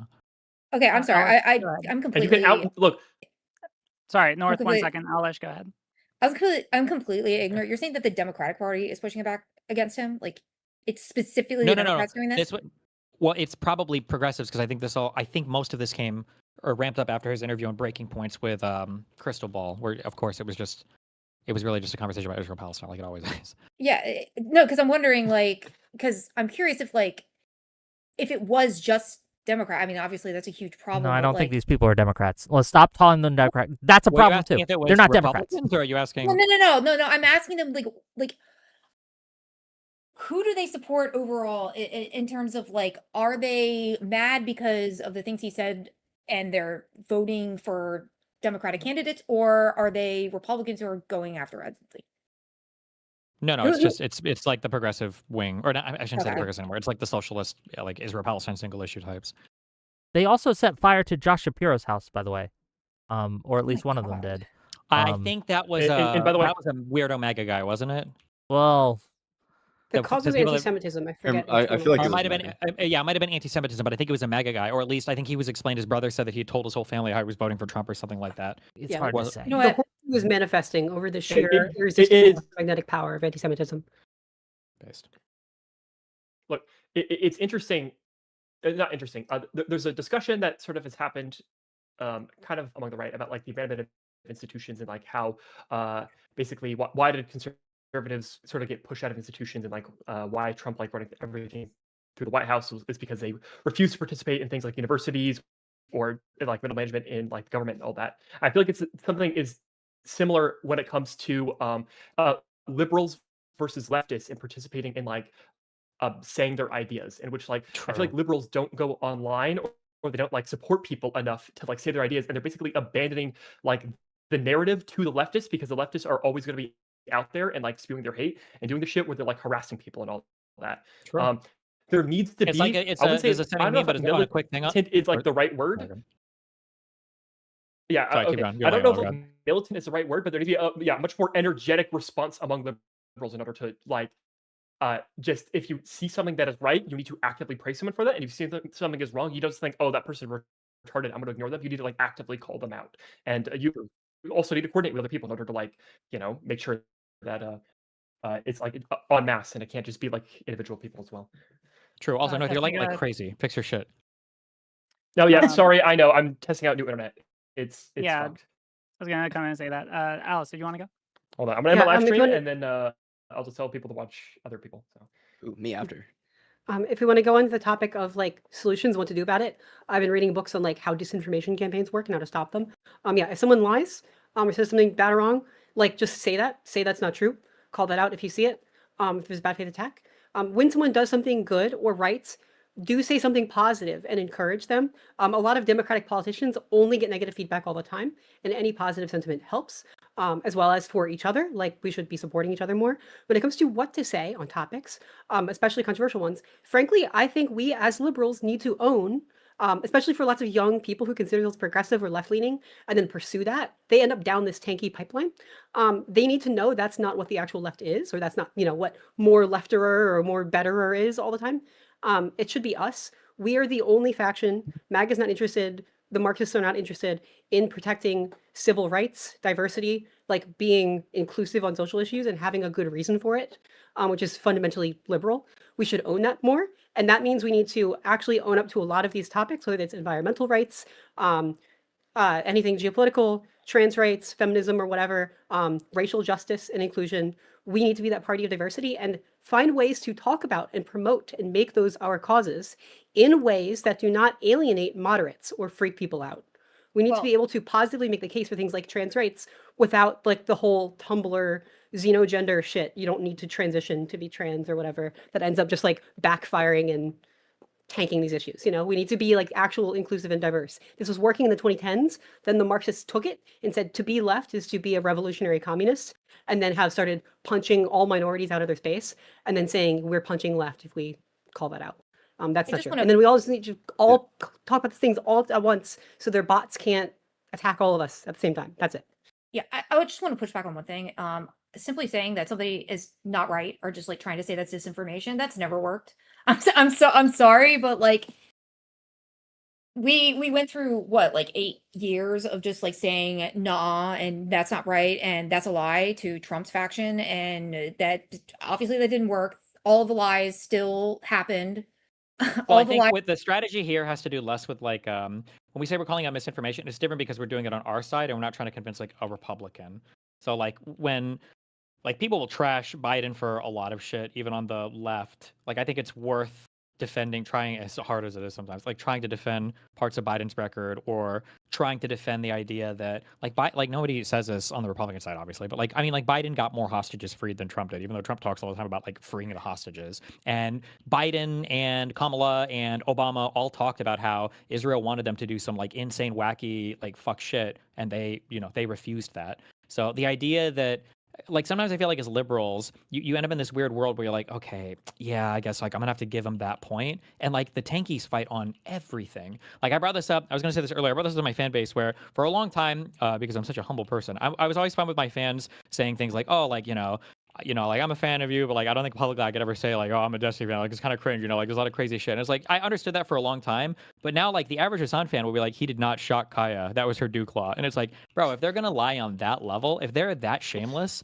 if you know you're gonna have people, I don't know who saw my Dinesh debate. Holy fuck, where every single thing Donald Trump does is actually like perfect and amazing, and it's God Emperor. We should probably be able to like say nice things about Kamala Harris and Joe Biden. Like it shouldn't be that. I wouldn't want to go to. I wouldn't want to go full sycophant, right? Like I wouldn't want. No, you don't have to go full sycophant, but we're not even close to that. We're no, like I agree. Hater mode right now. I guess you don't need to lie or anything like that. You just have to say the truth and just be unashamed about it. Just real quick, I think that the important thing there is we need to be proud of our accomplishments as Democrats and not do this weird thing where we say, well, yeah, Democrats aren't perfect and we're the kind of like the best of the bad options. And a lot of people have done that. A lot of people, one of the reasons the Democratic approval rating is in the toilet is because no one will defend Democrats. It's just not cool.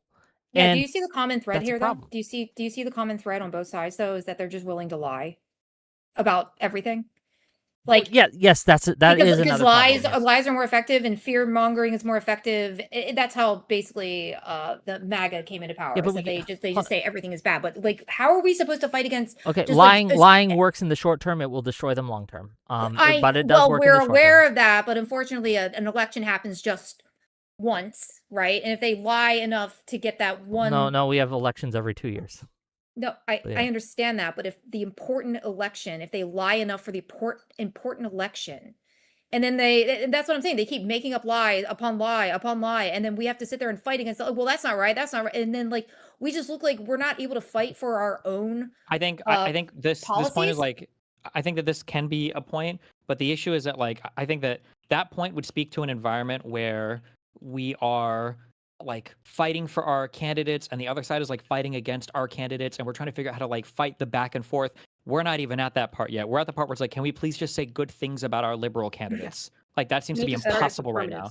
Like, yeah, we can't, like nobody speaks in the affirmative about the liberal candidates. It's like, it's like cringe. Like yes, it's all Pelosi, Trump is bad. Nobody would defend, Trump is bad. That's it. Thing. Yeah. So I think right now it's just like, can we say good things about our liberal people in office? That's it. Yeah. Sorry, we need a sense of identity and like to stop with like engaging with the rhetoric where we're like, oh, like libtard, libcuck, you know, etc. Right? Like there's no like libchad or whatever. Like no one does like hold it in like a positive sort of light to be, you know, a center left person. Okay.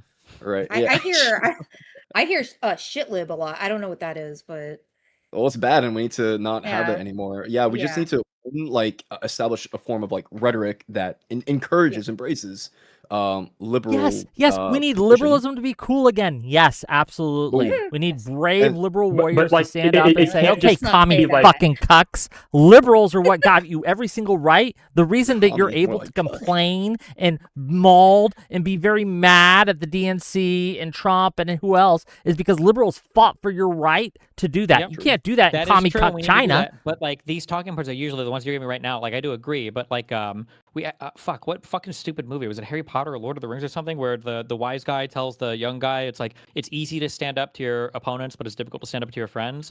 Like there's a lot of people that have no problem, you know, giving an endless amount of criticism to the Republicans and all these other people, and it's like, well, actually, I think being liberal can be cool. They used to be we had all the celebrities, but when you're talking to tankies, like the big problem is like categorically for some reason they've won this war, and that a tanky or an ML person or a Stalinist whatever, they're like just a Democrat, but they're even further left. It's like the same thing as a Democrat, they're just like further left. So like we're on the same team, they're just a little bit or further or a lot of it like to the left, but they're not. They're like completely and totally different. And so it makes it hard to fight against them when they can, because they're part of your movement directionally, they'll co-opt every good thing you do, right? Every good thing a liberal's done has really just been leftists pushing for all these things. And it makes it really hard to stand up against those people at the end of the day. So we have to be able to do that. We have to be able That's to why do we that. need a Well, the litmus issue test. that- Do we have a litmus Sure. test? Okay. Do we have Yeah, any I was litmus going to test? say there's something in the Republican Party. If you step too far a line when it comes to policy, what do? They call you a rhino. Thank you. Like there are some people that say like dino. It's not really that much of like a popular term, and I don't think anyone really says that when it comes to like really far left people. Oh, I'd say a liberal. They have one for us. They call us a fascist. Is that a liberal and a True, fascist? yeah. Leads. Like I would- like I would- there I would needs say to call be me- like a more mainstream like adoption of term just to like refer to people who like claim to be Democrats, but like in reality their entire goal is to like subvert the rest of the Democratic Party. Just, I call them just reactionary, remember social that. issues. Remember, Yes. every single time that socialists and communists have had to choose between liberals and fascism, they have chosen fascism. Every single time. We have the Roltov in World War II. With, yeah. Sorry, I forget the proper names here, right? They even had a slogan, after Hitler, our turn, right? And that was their excuse for supporting Hitler, right? It's these crazy socialists. They hate liberals more than they hate fascists. It's a Yes. problem. Well, they call So us I think- fascists, so I mean, there's no distinction there. So Yeah, Well, we what should they be say calling They them know the reactionaries. difference. they don't know the They difference. think so that liberals are like 2 steps away from fascism. So Now, keep Yeah, in mind, we're talking about this as a broad, and maybe this is my fault too, but there are different groups of socialists, communists, etc., illiberal people. Some of them are just ignorant; they just don't know, right? But some of them absolutely do, and they are acting with intent and purpose. And we can't let them hide, because they'll do this thing where they hide behind each other, right? And they'll like, yes, it's a problem, and we got to Like when Hassan says, all I want is healthcare, right? Hassan is lying, but the average Just for person ethics that and watches journalism. Hassan and says that he agrees with him is not lying. They probably do just want like socialized healthcare. Like they're not all like super like less than 10% of Hassan's audience are like radical fucking tankies or even understand what that means. They just think it's like a fear mongering thing that conservatives say. So let me. But the more that we let them reframe the question. conflate, the harder, the more games they can play, and then the less we're able to fight it as it becomes a bigger and bigger problem. Yeah. So let me. but reframe- Hassan would never ever Hold on, engage in I'm any sort of sorry. like critical One second. debate. Sorry, sure. sorry. True. Sorry, 1 second. Let me just, Ethan, let me reframe your question perhaps as this. Maybe this is more helpful. How do we know if someone is in? How do we know if someone is on the team, is in the coalition? How do we know, like, if they do this 1 or 2 or 3 things, then they are cool? I think this is a question that would have been good to ask like an election cycle ago, but I think at this point, I think we're past that. So, for instance, like this is part of my big argument yesterday. Like if you couldn't vote for Harris over Trump, there will never be an easier political like thing in your entire life than that. Like if that was too hard for you, then I don't know what you are, but you're not on my team. That's just crazy. I think we have to have a difference. That can't be the standard it has to be more strict than did you vote for Harris over Trump? I think that's a good starting point. That's a pretty strict and easy thing to figure out. The second bigger topic is that, like, but this is a much harder one to argue, and it seems like we've basically just given up the conversation. Israel-Palestine can't be the be-all and end-all, especially with as like one-dimensional as they've made it. It can't just be that. That can't be the only thing that matters to you. I think that's another, like, this is dumb. That's true. I think the Omni cause has caused us so much political damage that it's going to be a real problem going forward. Yes. Especially because of how radically they've presented it. Like, if you legitimately do believe, and I do think at this point, I do think there are some DSA people that believe that it's like a genocide. Like, when we say lesser of two evil voting, like, that only works up to an extent. Like, I don't know how much you can ask a person to sincerely vote for a candidate if you truly and sincerely believe that there is like an actual genocide going on that these people are supporting. Like, when you say, like, support the genocide, you're like excited or enthusiastic about a group of people being genocided. How the fuck are the people that, you know, lost in the primary ever going to support these people in the general? Like, you're going to tell your audience now that the person you've been campaigning against, they're just going to have to, like, grin and bear it and support the guy who's an actual genocide? So that's crazy. Damn. Which again, Alice, what? I saw you had your hand up. Oh, go ahead. Oh yeah. One sec, catching up.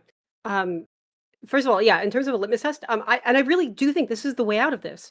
Social issues. These people have reframed any conversation around the left to be around their radical economic models that involve revolution.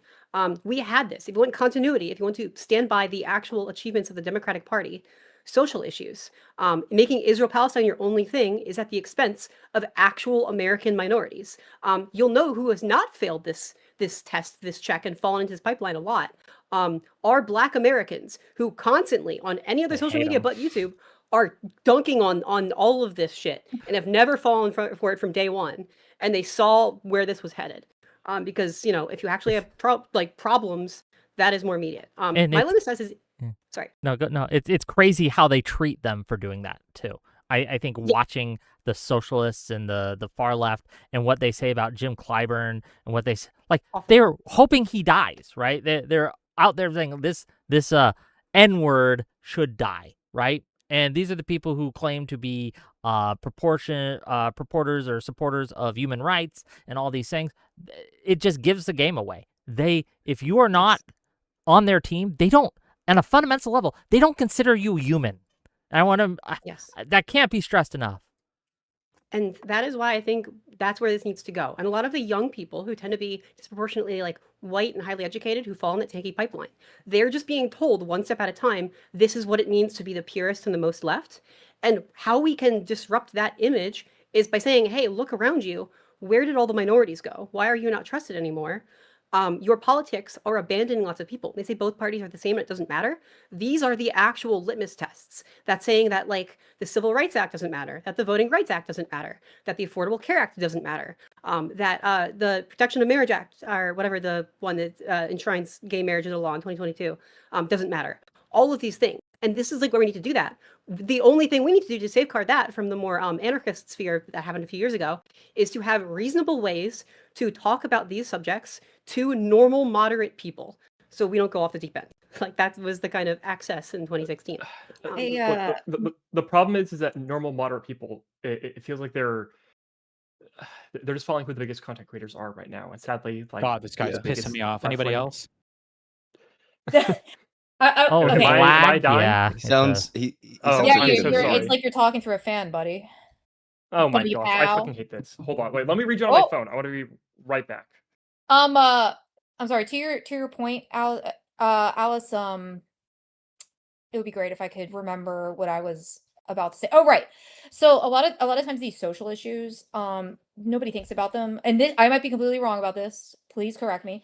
But a lot of these social issues, people don't focus on them or think about them, or because they think that they're done. They think that they're done over. We don't care about this anymore. We solved racism. We solved gay marriage. You know, like, that's the reason why, like, when people fall back on like these racist ideologies, they're like, oh, I'm just being edgy. Oh, I'm just making a funny joke. I'm just being edgy.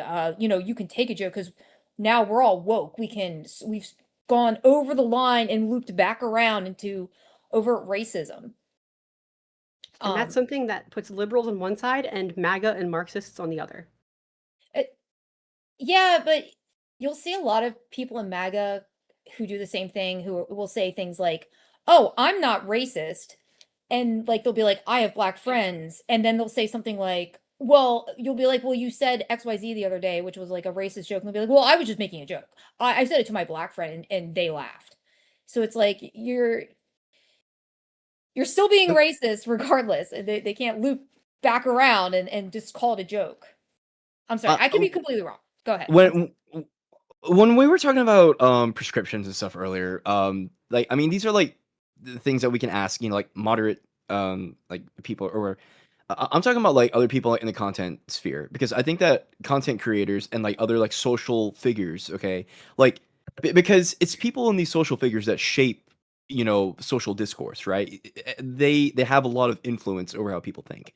And I think us as liberals, we need to punish people socially who are complacent What does that mean? with people who are like, you know, Yeah, what do you mean DSA punish? adjacent or whatever. So for example, that's why I was saying, like, we need litmus tests for those people. Like, hey, will you straight up say that like this Sure. person If they fail bad the and like litmus full, test, like, what should happen? disavow? What should happen? Yeah, they so say I'll We just call use that guy him as an bitch example because he ass. used me as an example earlier. Pisco fails our litmus test. What should we do? And also, what is it? Like, what is the litmus? How do you tell if someone who's like on the bubble, basically, is in or out? Yeah, I mean, like, it's total just social condemnation of the person, honestly. I don't want to say that like as like an influencer, like, cut a person off, but we also have to understand that the relations that we have as influencers shapes how we view each other, right? So I I don't just want want to to say that say like that, like, breakups, it's but funny that you give that. I hate to use myself as an example because it's so cringe, but it's so funny that you're kind of like struggling because that feels bad. Like, what would you do? Like, cut a person off? I mean, like, if I want to be super critical of Hassan, like, I'm cut out from every single event that Hassan goes to, or anybody that any of his friends go to. Like, he will ensure that nobody brings me, ever mentions me. That's like a thing that he very strictly enforces. So even though it's hard for us to say, to even suggest something like that, on the other side, they absolutely enforce stuff like that. They won't collaborate with or work with or do events with anybody that they perceive to be not ideologically on their team. And same thing with the conservatives. The conservatives act in the exact same manner. yeah, so that's what I'm saying. Like, in the exact same regard, if someone is center left but is complacent with, you know, like these socialists and communists, then I'm sorry, but like, there's literally no other alternative. I don't like. Well, sorry. It's just name and shame. The problem is that these, I don't even know how I articulate this. They're winning in a way. Like Hassan, I don't think is losing. Like his reputation is definitely hurt, but I don't think he's necessarily like losing influence by like excluding Destiny from his events. And I don't think he's gonna be hurt that much by, like, I guess if we can convince center left content creators to exclude him, there needs to be like a different tactic involved in No, hurting I him. would actually. It doesn't seem like it because they've been doing it for so long, but they absolutely do lose out. That hurts, but they're okay because they've been doing it for so long. One, they built up their own infrastructure, and then two, they were willing to suffer the pain at the beginning. This is the thing that took me a long time to understand, because I used to wonder so much, because with the ultra cynical view is always like, okay, well, like, everybody's just here for money, right? That's what the grifters are here for. So it's like, after I started going really hard on conservatives, I don't know why they wouldn't invite me more of their programs. It's like, you can look at the Lex Friedman show I did with Ben Shapiro. You can look at all my Daily Wire interviews. All of these shows did like millions. The Ben Shapiro, Lex Friedman might be over 10 million. The Benny Morris, Norm Finkelstein, these are like multi-million dollar shows, outperforming dramatically like all of the other people that these guys have on, or a lot of the other people they have on. So what's going on? Well, they are willing to make the sacrifice of, like, Michael Knowles held back a show that me and him did after the Trump firefighter thing because he thought my comments were insane on Twitter. And so he's willing to, they paid for me to go out, they film the whole episode. They're willing to eat that loss there because they're enforcing that ideological rigidity there, because they know that it's strengthening their side in the long run. They have that long-term game in mind. I think it strengthens them individually as influencers, but I think in the long run it actually hurts their movement. It hurts their. Well, maybe in the long run, hopefully it does. But in the long run, it provides more rigidity to their movement because they're not. Yeah, but if you're too rigid, you break, and if you're flexible, I understand that. I understand that, but the problem is that when they break, they're gone. But like, we might not have a country at the end, right? No, like, I understand. You can do the short, the long, and the super long. MAGA in the short term destroyed the Republican Party, but in the long term, it got us like Trump, and it made them unstoppable. But in the long term, after this election cycle, this party's about to fucking be destroyed again, right? So I'm thinking I understand. The long term, yeah. I just think that there are better, less I think less risky ways to beat them, where we don't have to go so far as to just cut off. And I want to be clear, if you're saying it's like a secondary sanction, we're not sanctioning the DSA types. We're sanctioning the people who are just not sufficiently anti-DSA, and that's where I have the problem. Like people like Soypill, Pisco, Josiah, I would consider them insufficiently anti-DSA. They are actually helping to destroy the Democratic Party or to risk the destruction of the Democratic Party, but I would not say that qualifies them to be cut out. I wouldn't say it'd be. I would agree with you there, but I would say that like when you're having conversations with these people, like it should be to push them on those. Yes, you opinions. should Like, call them out on it. Yeah. Absolutely, Yeah. and you should force them. You should force them to address it and to address it properly. One of the things that people you're begging the question when you say force them to address it. That's what Ethan's question was. How do you force them to address it? And if you're saying you won't cut them out, there's no way to really force them to address it. You just have I to keep, disagree. What's going to force them to do it? When I say address it, force to address it on your show. So if I have say no, but I'm not talking about address it. I'm talking about the force part. How do you force somebody to address it if there's no accountability? You're not going to. Well, I think that this is what I'm sort of wondering too. To address it. So let me even. If these people can't be forced to address something, like what is the new tactic that we need to adopt in order to? I think that if you try to make them address it and they dodge or refuse to, then that should be something that you point out and scream from the rooftops. You're doing the and same it should thing, be though. brought You're up saying every single time. Like we're doing that now, aren't we? If they don't do the thing, then you just shout at them again, and then if they don't do the thing, then you shout at them for not doing the thing. Like that's because you're not just shouting at them; you're just informing the audience and making sure, and kind of like a scarlet letter, right? Well, Wick, we're doing that with like Hassan right now. Like Hassan refuses to debate anyone. People call him out on that, and then like Hassan doesn't care. I don't think his audience for the most part doesn't care. I don't know if on like a long term we're making any sort of like effective gains. I'm seeing the most pushback against Hassan and Hassan types among liberals, and at least on social media that I have seen ever before. Well, hold on. No, there's basically none besides David Pakman. No, I'm not talking about just influencers. We got Shannon Watts. We got Neri. These are people who have been any Jews will have been for a while because Hassan is virulently anti-Semitic. But like these people have been fighting back for a while. But all the mainstream liberal content creators beyond David Pakman, my understanding is they've been silent. I don't think I've seen a single person. Say anything. So if we can recognize that this is like not an effective tactic, what do we do differently? This is like, do we have any ideas at all? Yeah, you push Hassan. You keep pushing him until he breaks because he's a weak, feckless person. Okay, I'm sorry. No, but it's not about Hassan. It's about other content creators. No, right. Invested in saying anything about it. I don't know. We gotta stir up from like a human social relationship, especially us as influencers, right? The connections and friendships that we establish, like these are things that mean a lot of things to like our viewers, for example, right? So when I have certain principles, right? And if someone is going to be out here endorsing something that has a great risk of destroying, like having a liberal future, right? Then I'm not going to be friends with that person. And I'm going to make it very clear from a human standpoint, I cannot be it is immoral for me to be friends with that person. That's why I don't like. I don't agree with that. I don't on a fundamental level. I super agree. I think that's a base position. The only problem though is that because of the way the media environment is set up right now, is you're going to lose a lot of friends because right now the money is just in bashing Trump. Like that's one of the big reasons. There's a lot of social costs related to attacking the far left as well. But another big thing is that there's no money in like making a fuck Hassan video, especially as a liberal, because you're going to deal with more harassment than you ever had before, and you're going to deal with less revenue than you've ever gotten before, and your channel might be at risk depending on how hard you go on them. Social isolation only helps to radicalize people. And I think that socially isolating creators who are not sufficiently on our side on this isn't going to help our cause, and it's going to have the opposite of effect. I think it's going to push people away. You're gonna be the one socially isolated because they have way more global capital than we do. Wait. Okay, if someone comes up to you, right, you're talking to like a buddy, and you find out that your buddy supports like Epstein or some shit, right? Like at that point, sure, there are lines. You still going to keep being that guy's friend? No, right? there are absolutely lines where I'd be like, I don't think I'd be friends with you anymore. But I don't think one of my lines is not sufficiently anti-DSA. I just don't think that's one of my lines. I mean, like, what about if someone is like wishy-washy on like Hassan Piker? That's again for friendship. No, that's not one of my lines.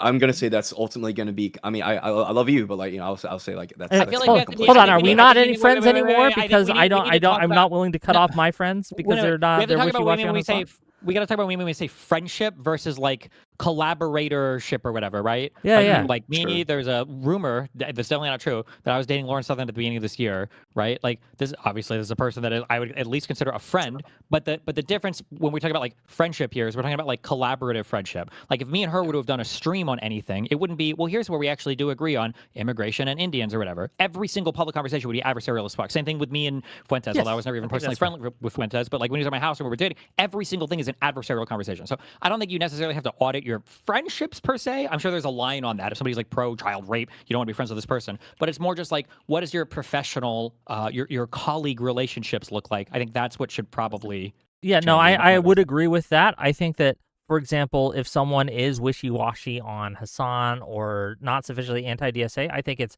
not only good, fine, but that should be a problem for you when you come into any public space and have a public conversation or a public confrontation. That should be on the table, and that should be something you are bringing up every time.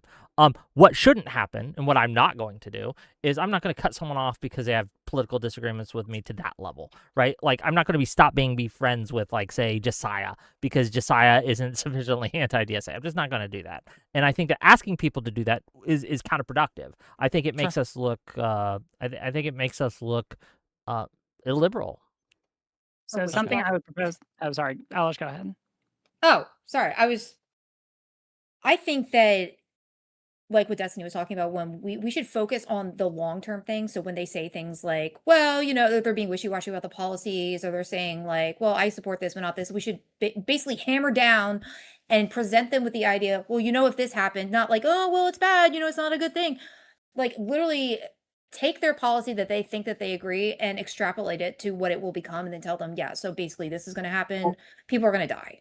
Yeah, the problem with that, Elish, is that like that's nice in principle, and if they were willing to talk to us, it would be nice. No, it's not nice at all. Yeah, it's not nice at all, actually. Well, what do you mean? Who's by nice in principle? I mean like effective. Like that would be effective if we could talk to like these people, but like most of these people just like don't want to engage. Or we're talking about like DSA types, like leftist types, or we're talking like about people liberals that we feel like aren't sufficiently pushing back against the DSA. Yeah.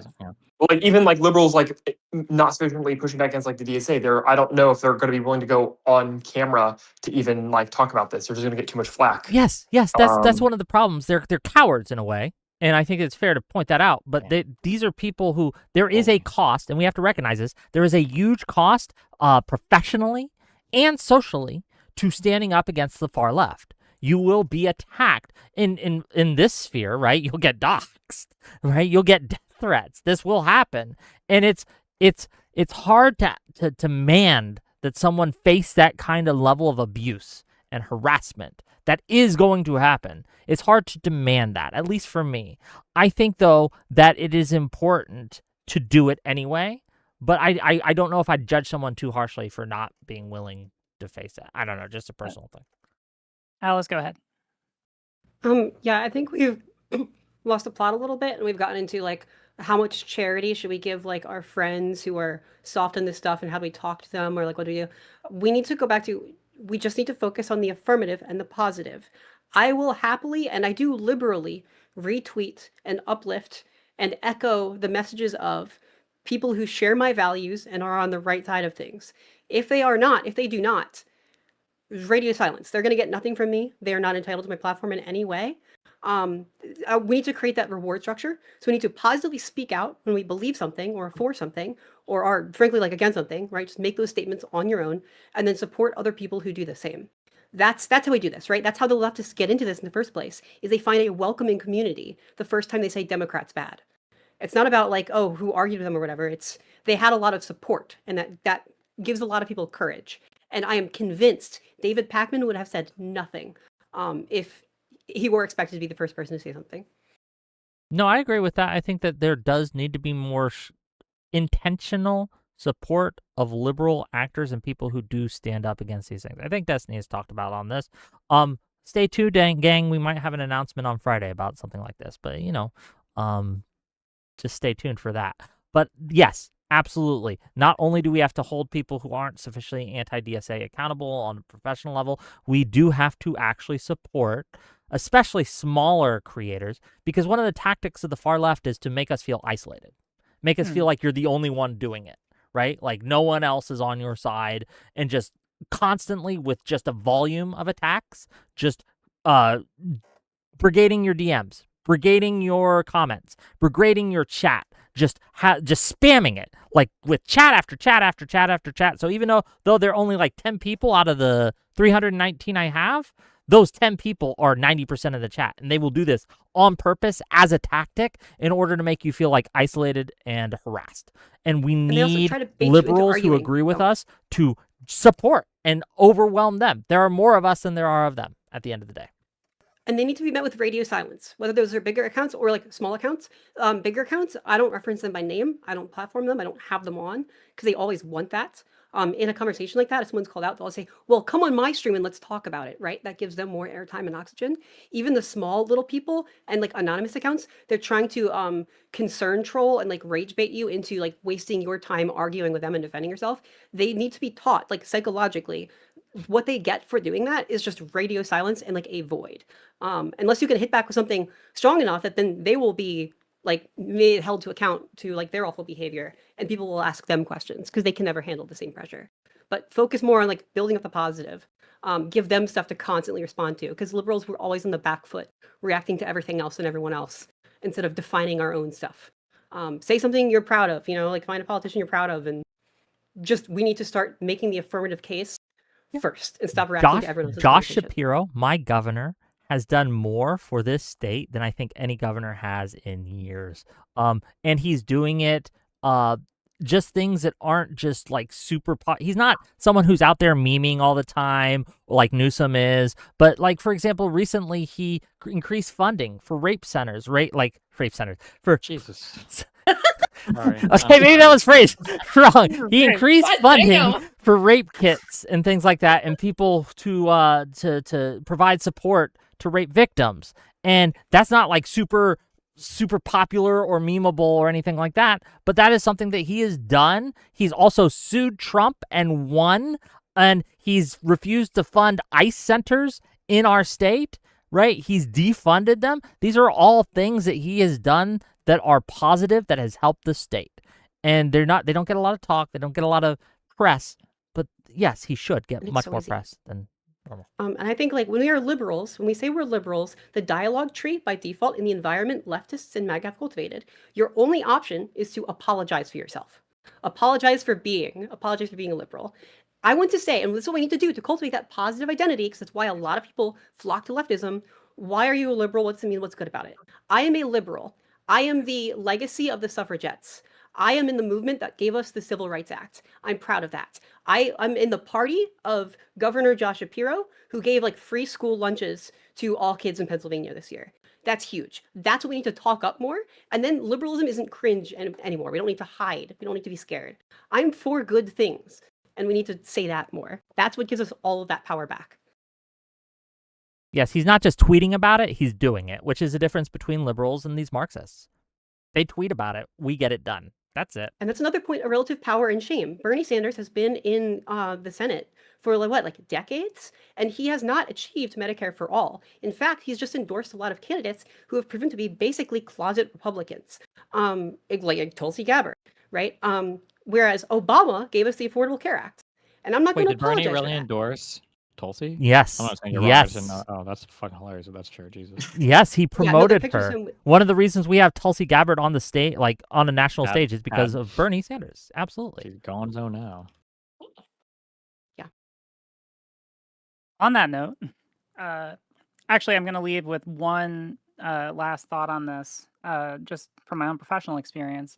Something that I think that the viewers in the panel would be interested in is also to kind of elaborate on what we've been talking about. There is a professional distinction in the advocacy world between being a friend with someone and being in coalition with somebody, right? You can oftentimes be in coalition with someone who's not your friend, and that's fine because you're, working together to achieve the same goal. And that's fundamentally, it's a liberal idea, right? Like you can work with someone who you don't fully agree with to be able to achieve something.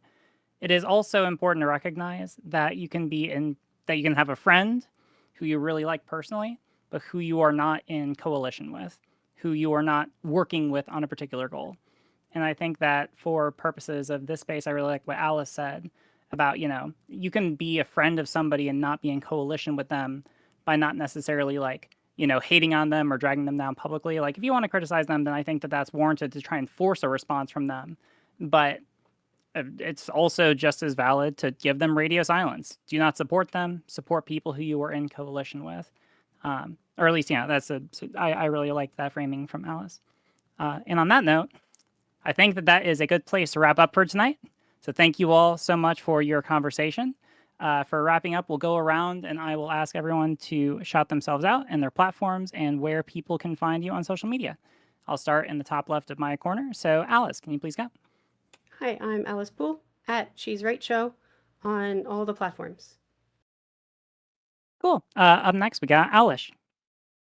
I am Alicious on X. Alicious spelled with, well, not spelled. Well, yeah, spelled with a 0. And then it's the same on, well, Alicious on YouTube. My profile picture is the same.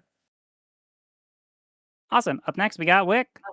Yeah, Wick TV. Hey, gang, I made a Patreon. I have a link to it in my YouTube description. It's Wick TV. Surprise, surprise. Just another way to support me. My editor begged me to announce it. So, yes, if you want to support Wick, if you want to Wick out more, support me on Patreon. Go to my Patreon. Give me money. Thank you. Thank you. Next, we got North. I'm North. You can find me at youtube.com/NorthIsLive, although sadly, apparently my internet wants to kill me today. So that didn't really work out with that live stream. You also can find me on Twitter at twitter.com/NorthIsLive. So. Awesome. Thank you. Please fix your mic before next time. Please, for the love of God. Sorry about that. Or North. Next, we got Ethan. Yep. Howdy. My name is Ethan. All my handles are I'm officially Ethan. And I am going around waging like I call it like a little ideological war to like humiliate the Turning Point speakers. So I'll be traveling across the country to really just aura farm their debaters. They're like really bad. I'm the reason why Turning Point hired Andrew Wilson. And if you want to help me out with that, you can find me at all my socials at I'm officially Ethan and do whatever you can. Thank you. Cool. Thank you. And last but not least, we got courses Destiny. like Andrew does, because he has his, what does he call it, debate warfare, debate combat course or whatever. So I don't give courses in the sense like we're like paying for it, but I am teaching people like the content. So I'm going over like the Epstein shit with most people. It's pretty easy to prove that like the entire Republican Party is defending the concealment of the Epstein files. And it's such an easy, intuitive thing to win on. Any college kid can learn it, and I'm teaching people about that. So if you want to count that. Cool. Cool. Yeah, I'm Destiny. You can find me on all my platforms at Destiny, and yeah, except for Twitch. Awesome. Thank y'all. And that will conclude the stream. Talk to y'all later, and have a good night. Thanks. Bye. I'm gonna go to my stream, and I'll just talk because I have more things to say. But I love you all. You can come if you want. If you don't, I don't care. Okay. Yes. Did you just as a side, did you guys see that apparently they got David Pakman for Live and Learn? 1 second, gang. Setting up again. Okay. Whoa, what did you guys think? This was less a debate and more kind of like a strategy session, I feel. I do feel we got distracted a few times. That's the nature of these things, these panels. It is what it is. Wasn't my panel. I was a guest in the house, and you be kind to the hosts and all these things. And RGR is a great host, to be clear. Love her. Go support her stuff. Great panel host. I guess though, for me, we need to have a more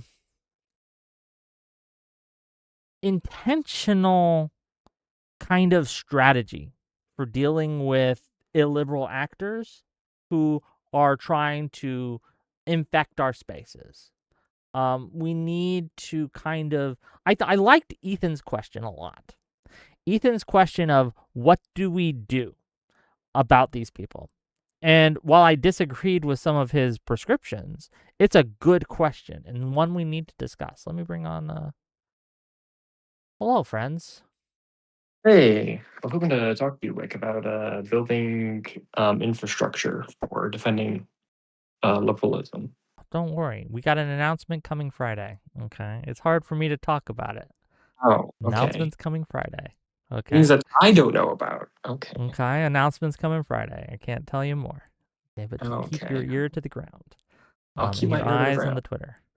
I think though that like there is so much propaganda that is anti-democratic, anti-liberalism, and it's on the left, to be clear.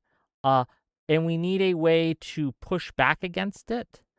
And we also need a way to galvanize people to stop running away from the label liberal or Democrat. Oh, is my frame wrong? Are we? Oh, no. Okay, are we better? We good? My layout good? Sorry, my layout was in the transition. We had a little bit of a problem. Oh boy. But here we are. Okay. So I guess like the question of how people are scared to come out against illiberal creators. How do we deal with that? I think there's a bit of a culture among content creators in general, and I think this also applies mostly to liberal content creators against what people consider like brigading or like utilizing your community in order to like support someone or to like I guess you would say like attack someone. We're doing politics right now, and the opposite side, the people that we're fighting, like MAGA and like leftists, they have no scruples about like weaponizing their audience or like individual members of the audience trying to like rally their fellow audience members in order to like harass people. Yeah, I want to make I this. feel like that's like Yeah. I want to make the problem clear to people, like because maybe people might not believe us when we say people are scared here. There are people who refuse to come on my show not because they don't like me. They've been on my show before, or they've worked with me in the past. They won't do it anymore because they know if they do, they'll be a target. Just because of the stances I've taken and the associations I have. They're like, well, I don't know if I can come talk to you about this because if I do, I'm going to be a target. And they've said that to me. And it's people big and small. How do I fix that? How do I stop that from happening? You just have to be okay with like your audience defending people. You need to be encouraging your audience to defend people. Like generally, I think like content creators like us, we set the tone of like how our audience operates. So if we are not actively moderating certain behavior, then that behavior is probably going to be more widespread. But if we moderate certain behavior, it'll like not be prevalent. I want to give it to what's your name, sir? You can call me. It's fine. Oh, it's super hard to hear you. All right. Hello? It's better. I want to give you some space to give your thoughts and opinions before we. Hello? Okay. So I think the main issue from what I've seen for the past couple of weeks is that it's an ideological issue at the base, in the sense that these DSA types and these lefty types, they're not just a political force against you, they're an ideological force against you. And I think what Democrats, I'm not a Democrat, I'm a conservative with North over here. But I think the issue is with the Democrats, I think they need to familiarize themselves with like Locke and Hobbesian liberalism and stuff, in the sense that they need to kind of re-engage with like the basic tenets of liberalism in order to have a more cohesive voice against like these ideological forces against them. Because the issue with the DSA types is that they don't want the policies. They want the destruction of the American system. That's the issue. And that's an ideological battle. I mean, yes, the problem with the DSA types is they are illiberal at their very core. Look, if the DSA suddenly came out and had a more liberal positions, fair. But they haven't, and they don't. And I think it's kind of it's kind that's of not going to weird happen. to make that separation and distinction when they don't make that separation and distinction. And I think that because they don't need to, and they don't want to. They're Marxists, right? They're communists. Yes. They're socialists. They do not want Americanism. They don't want liberalism. That's just, you have to be more confident in stating, this is what America is. This is what liberalism is, and you have to reiterate it time and time again. I agree with that. I agree with that. I think that's why I said on the panel we need to define liberal values. pluralism, equality under the law, having limited government, the rights of the individual. All these things are liberal, and that's what makes the Constitution that we have in this country a liberal document, because it upholds these values. And when people and go ahead. No, I would also have to I would also like to add is that I think liberals like Democrats, right, need to look to the right wing of the tradition, because the MAGA is a cult. It's an anarchist cult. They're not assuming the role of a conservative liberal party. The Democrats have to, and you have to look to a little bit to the right wing of the tradition. Like the Birkin types, maybe the G.K. Chesterton types, to kind of learn the rhetorical tools and the ideological ideas of what it means to conserve liberalism. That's you true. guys want to be like the left wing in France, but you guys are Macron. You guys are holding the center as hard as you can. You have to accept that. Yeah, the problem with that is that I don't think a Lockean and very high language, what I would call it. And what I mean by high language is philosophical terms and things like that. I don't know if that's the proper way to communicate to the public. Does that make sense? I'm not saying it's sexy. I think it's probably going to be like 3 viewer streams type shit. No, what we need is ways to communicate to the larger public at whole these concepts, these philosophical concepts that come from Locke, that come from Mills, that come from all these, even Burke to an extent. Burke, Yeah, we need to be able to communicate, and this is one of the problems that Democrats have, to communicate these concepts in a way that is digestible by the public and persuasive. So I agree with you that we need to study theory, quote unquote, right? And be familiar with these concepts, because unless you are familiar with these concepts, you cannot properly communicate them. But I would be wary of communicating with that type of language. That's all. Well, I don't particularly, agree with conservatism or conservative, philosophy is like a mind virus. Once you read it, you become a MAGA cultist. It's not how it works. But I'm just saying, all of these traditions, all of these ideas culminate into the American Revolution. I think that's what you have to understand is Locke, Hobbes, Rousseau to a lesser extent. All these culminate into the American Revolution. CPAC, stop your mic. Tail your open mic, or I'm going to kick you. Fix your audio. Is my microphone working? Is it good? No. Your audio is bad. Really bad? We're picking up the stream. We're picking up outside noises.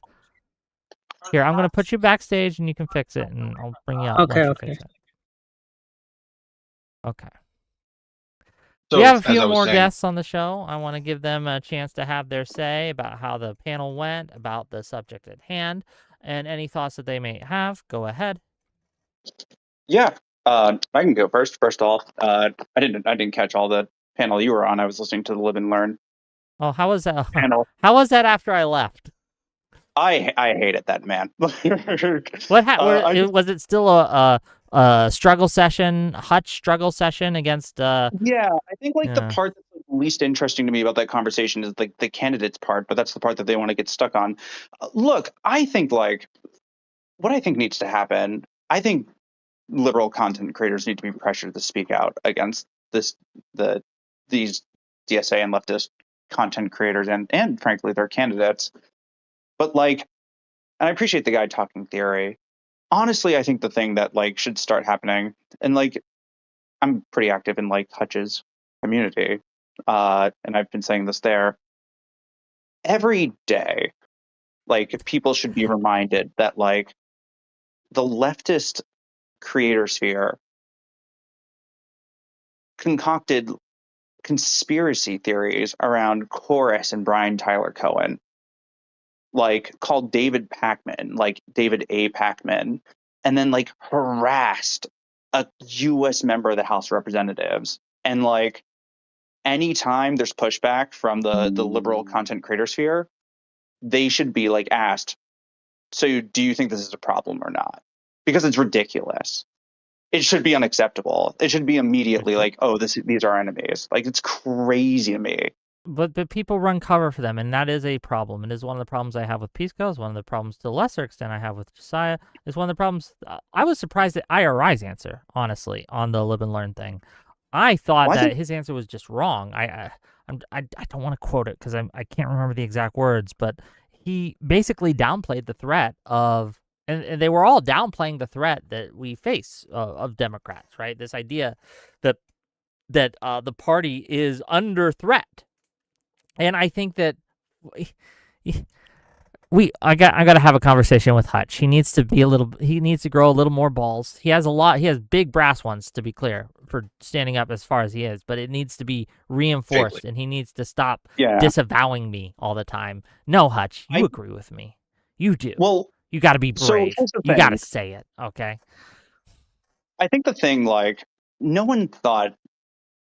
There's two things that frustrate me sometimes with Josiah. One is that, like, he said, I think on Twitter, he said, like, the structure of the Democratic Party is such that you can't have a Trump type figure, all of a sudden take control. I think it's like ahistorical of how Trump took control of the Republican Party. Yeah. The danger isn't overnight.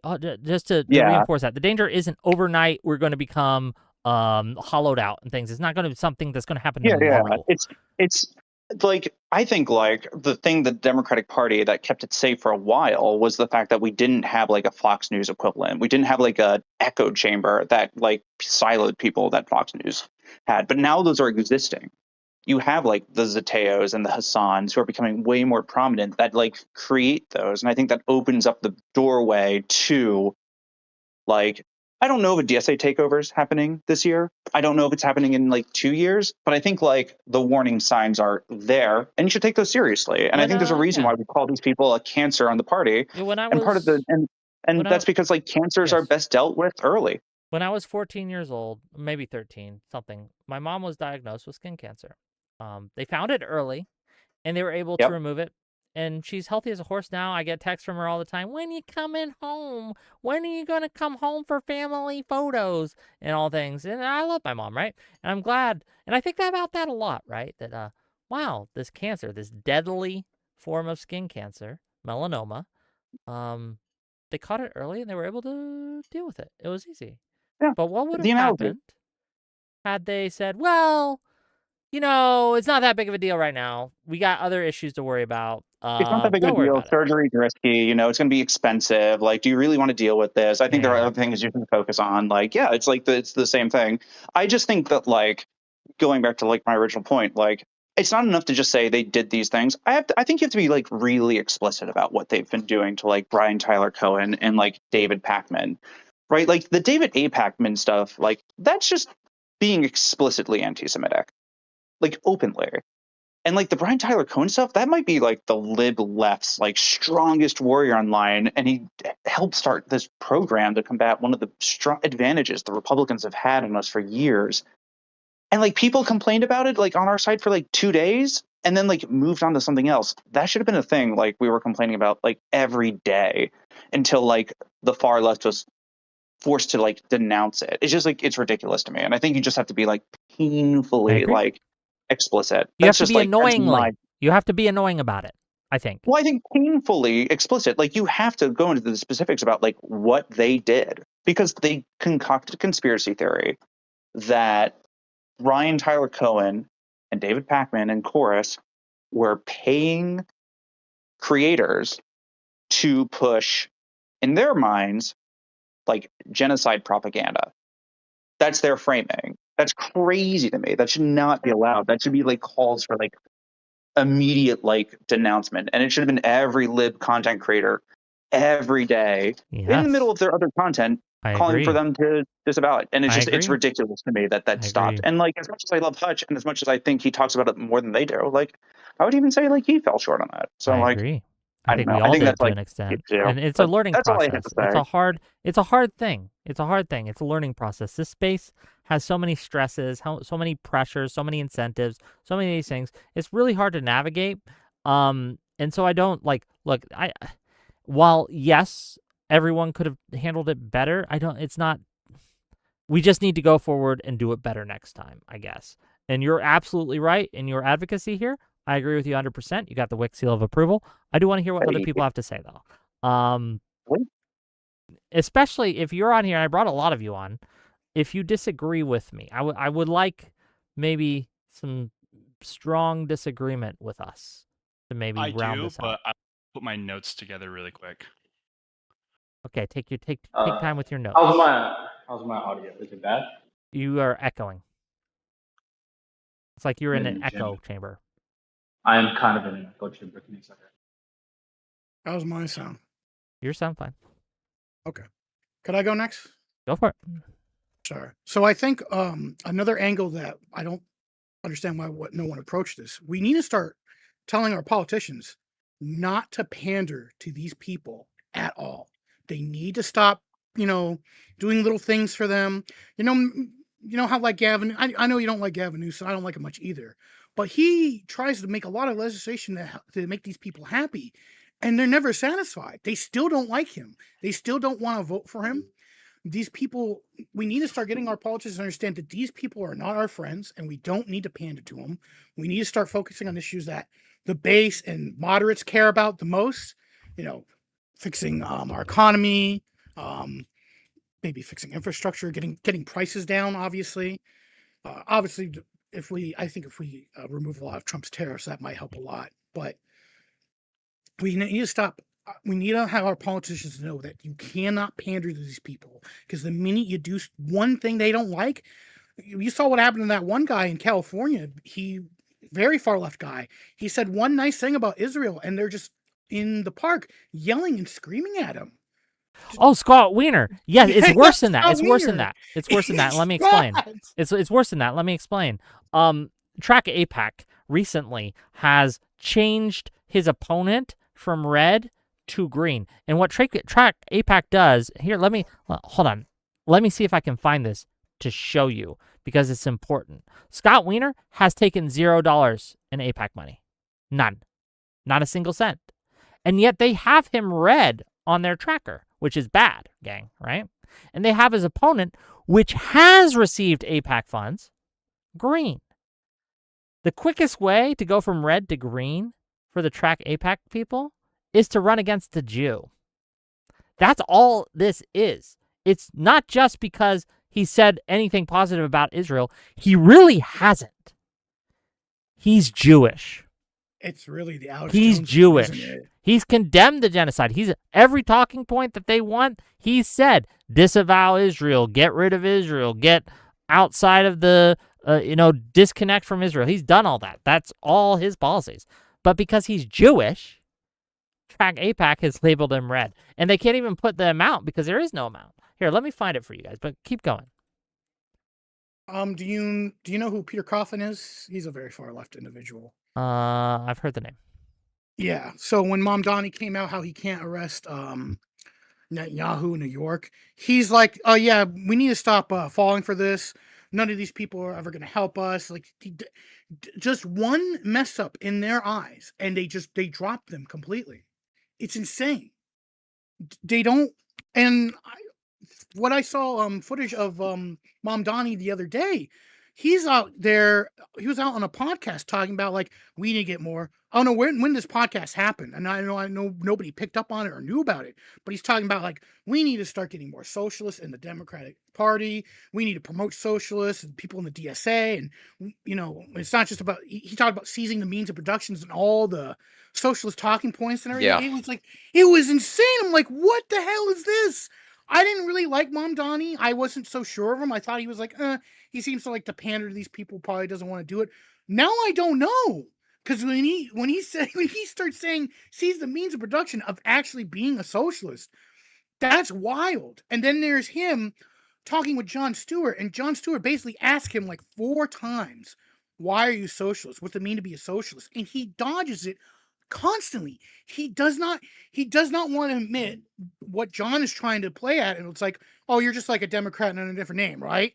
And Mondani's kind of dodging that. He doesn't want to admit that he is really a full-blown socialist. And John is too boomer brain to understand this. I have this up on my screen if you guys want to look. We really need to have these politicians and people who are on the older side to understand, like, no, these people are not our friends. They hate us. They don't want to work with us. They want to subvert us. You know, go watch devs like Joseph Gramsci. Yes, I agree. Gramsci video on what they do. It's so good. It describes all their little insidious little tactics. I'm at a point where I can't trust anyone that calls himself a socialist anymore because it's a problem. They are probably lying. I don't disagree. I don't disagree. Look at if you guys want to pull this up, if you want to look at it, before she started running against a Jew, this was Connie Chan's AIPAC status, right? She'd taken $475,000 from AIPAC that was spent by pro-Israeli PACs to support her, right? And to be clear, they don't get sent this money directly. That's not how it works, right? But this was how, again, they were tracking her. They were labeling her. After she started running against the Jew, suddenly it's green. She rejects AIPAC and their allies and recognizes a genocide, supports an arms embargo, and opposes censorship. All of these things, by the way, Scott Wiener also does. Rejects AIPAC and their allies, recognizes a genocide, supports an arms embargo, and opposes censorship. That is all true. But what warning do they have on Mr. Scott Wiener here?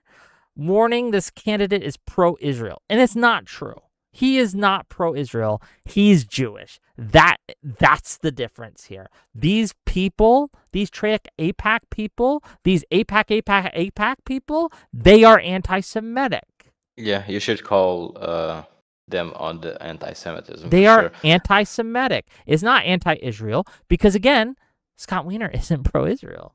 They're just lying about him, and they're, again, changed their colors for Connie Chan just because she's running against a Jew. That's it. That's it. That's a problem. We really need to remind people that communists are just as anti-Semitic as Nazis. They all are. Marx himself was anti-Semitic. I mean, that is, yeah. It is in the foundation. It is in the roots of this entire ideology to be anti-Semitic, anti-religion, anti-anything that is the state. Yeah, let me just add. Oh.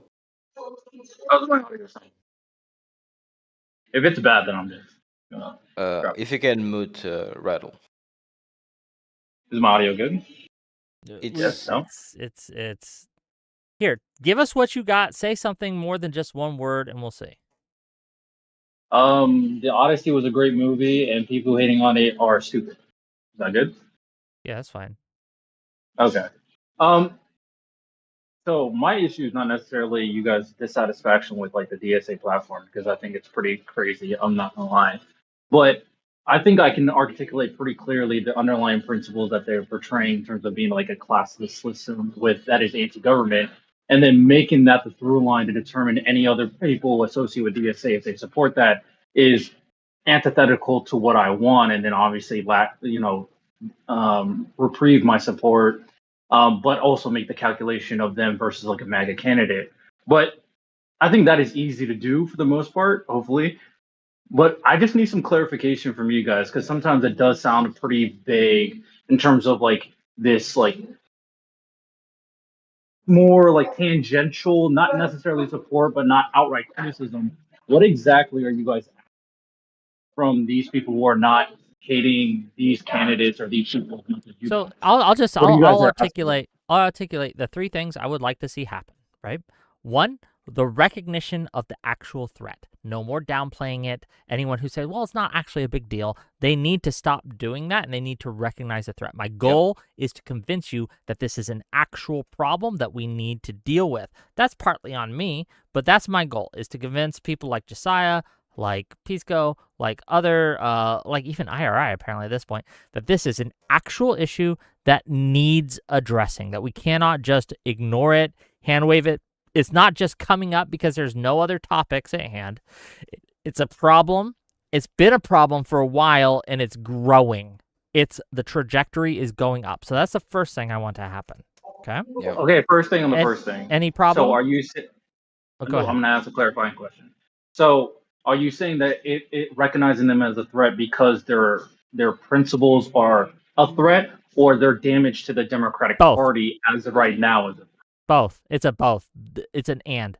It's not an or, it's an and. These are both problems. It's because the principles are going to be bad for America and the people of America and our party as a whole, and also because it hurts us electorally.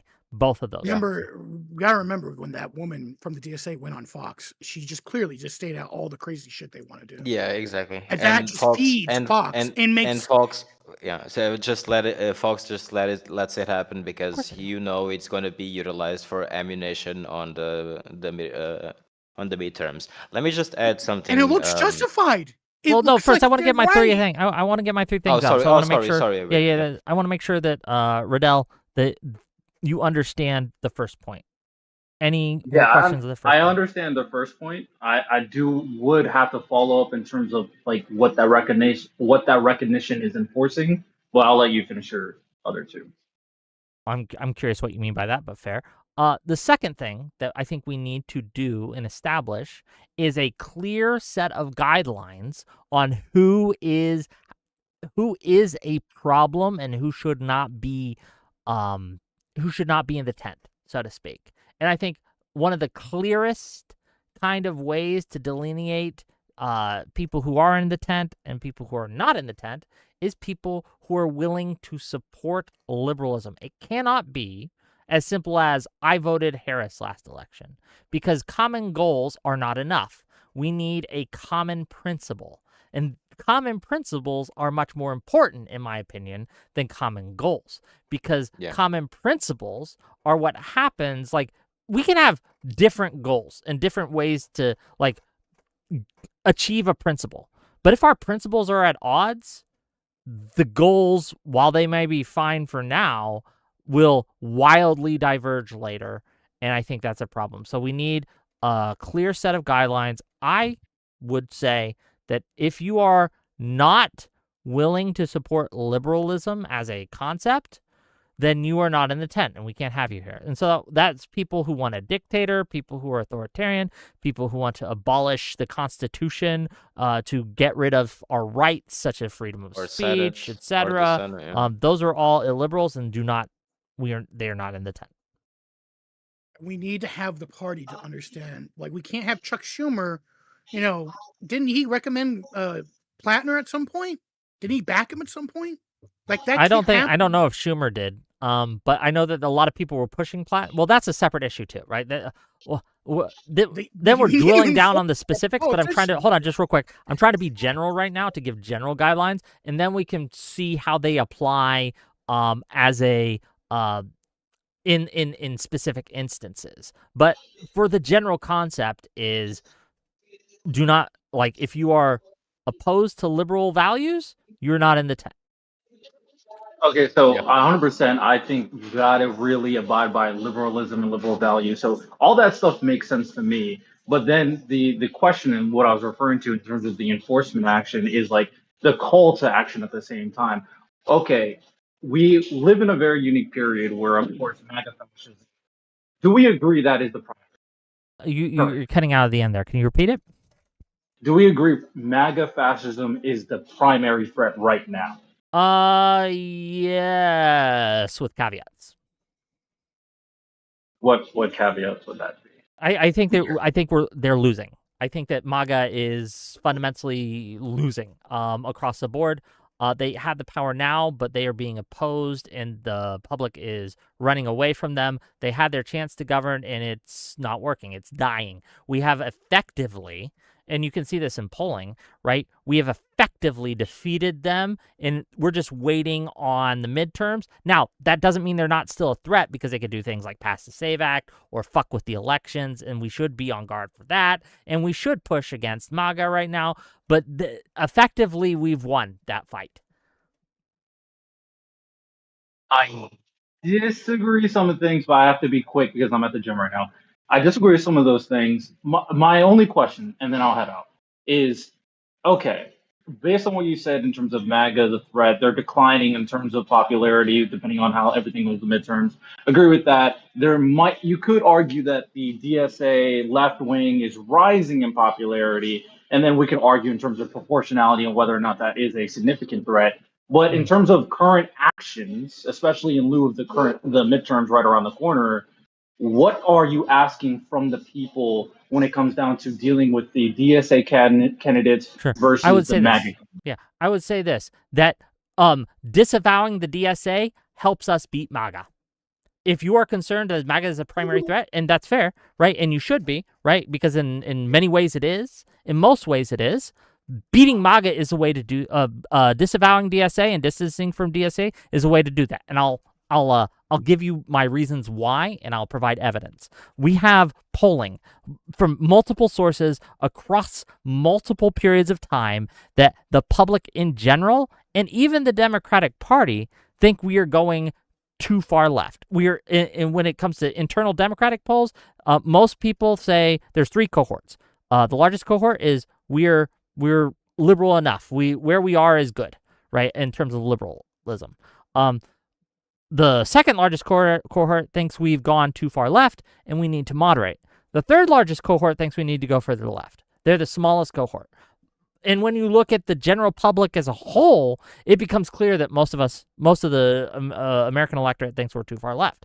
So by disavowing the DSA, by drawing bright red lines, and by reaffirming our liberal values, and we are American, and we love America, and these are how we're going to help you in a liberal way, and and to moderate on key issues, these will help us beat MAGA. And if you are not willing to moderate to beat MAGA, then you don't think MAGA is a serious threat. One more thing. Go ahead. I agree with everything, of course, and that you're saying, and I'm glad you're articulating very core tenets that I do think is necessary. Sure. But this reroutes to the ultimate conversation that I'm always kind of confused about. From let's just give names to it because you guys brought them up, like Pisco, Soy Pill, Josiah. If these people also disavow their entire platform, don't agree with their underlying principles and their core tenets as well, but are not constantly talking about them, what are you exactly asking? I don't need hold on. Separation there? I don't need them to be constantly talking about them. But if I look at your body of work and you have 100 videos criticizing Trump, there should be at least one talking about this. I think that's a fair ratio. And the problem is, almost all these liberal big creators fail that fucking ratio. That's a problem. Exactly. Yeah. 100 to 1. That's not too much to ask, I don't think. Yeah. You think almost all liberal creators? Can you name one that a big? I'm talking big. I'm talking Mockler. I'm talking Brian Tyler Cohen. I'm talking fucking Pondering Politics.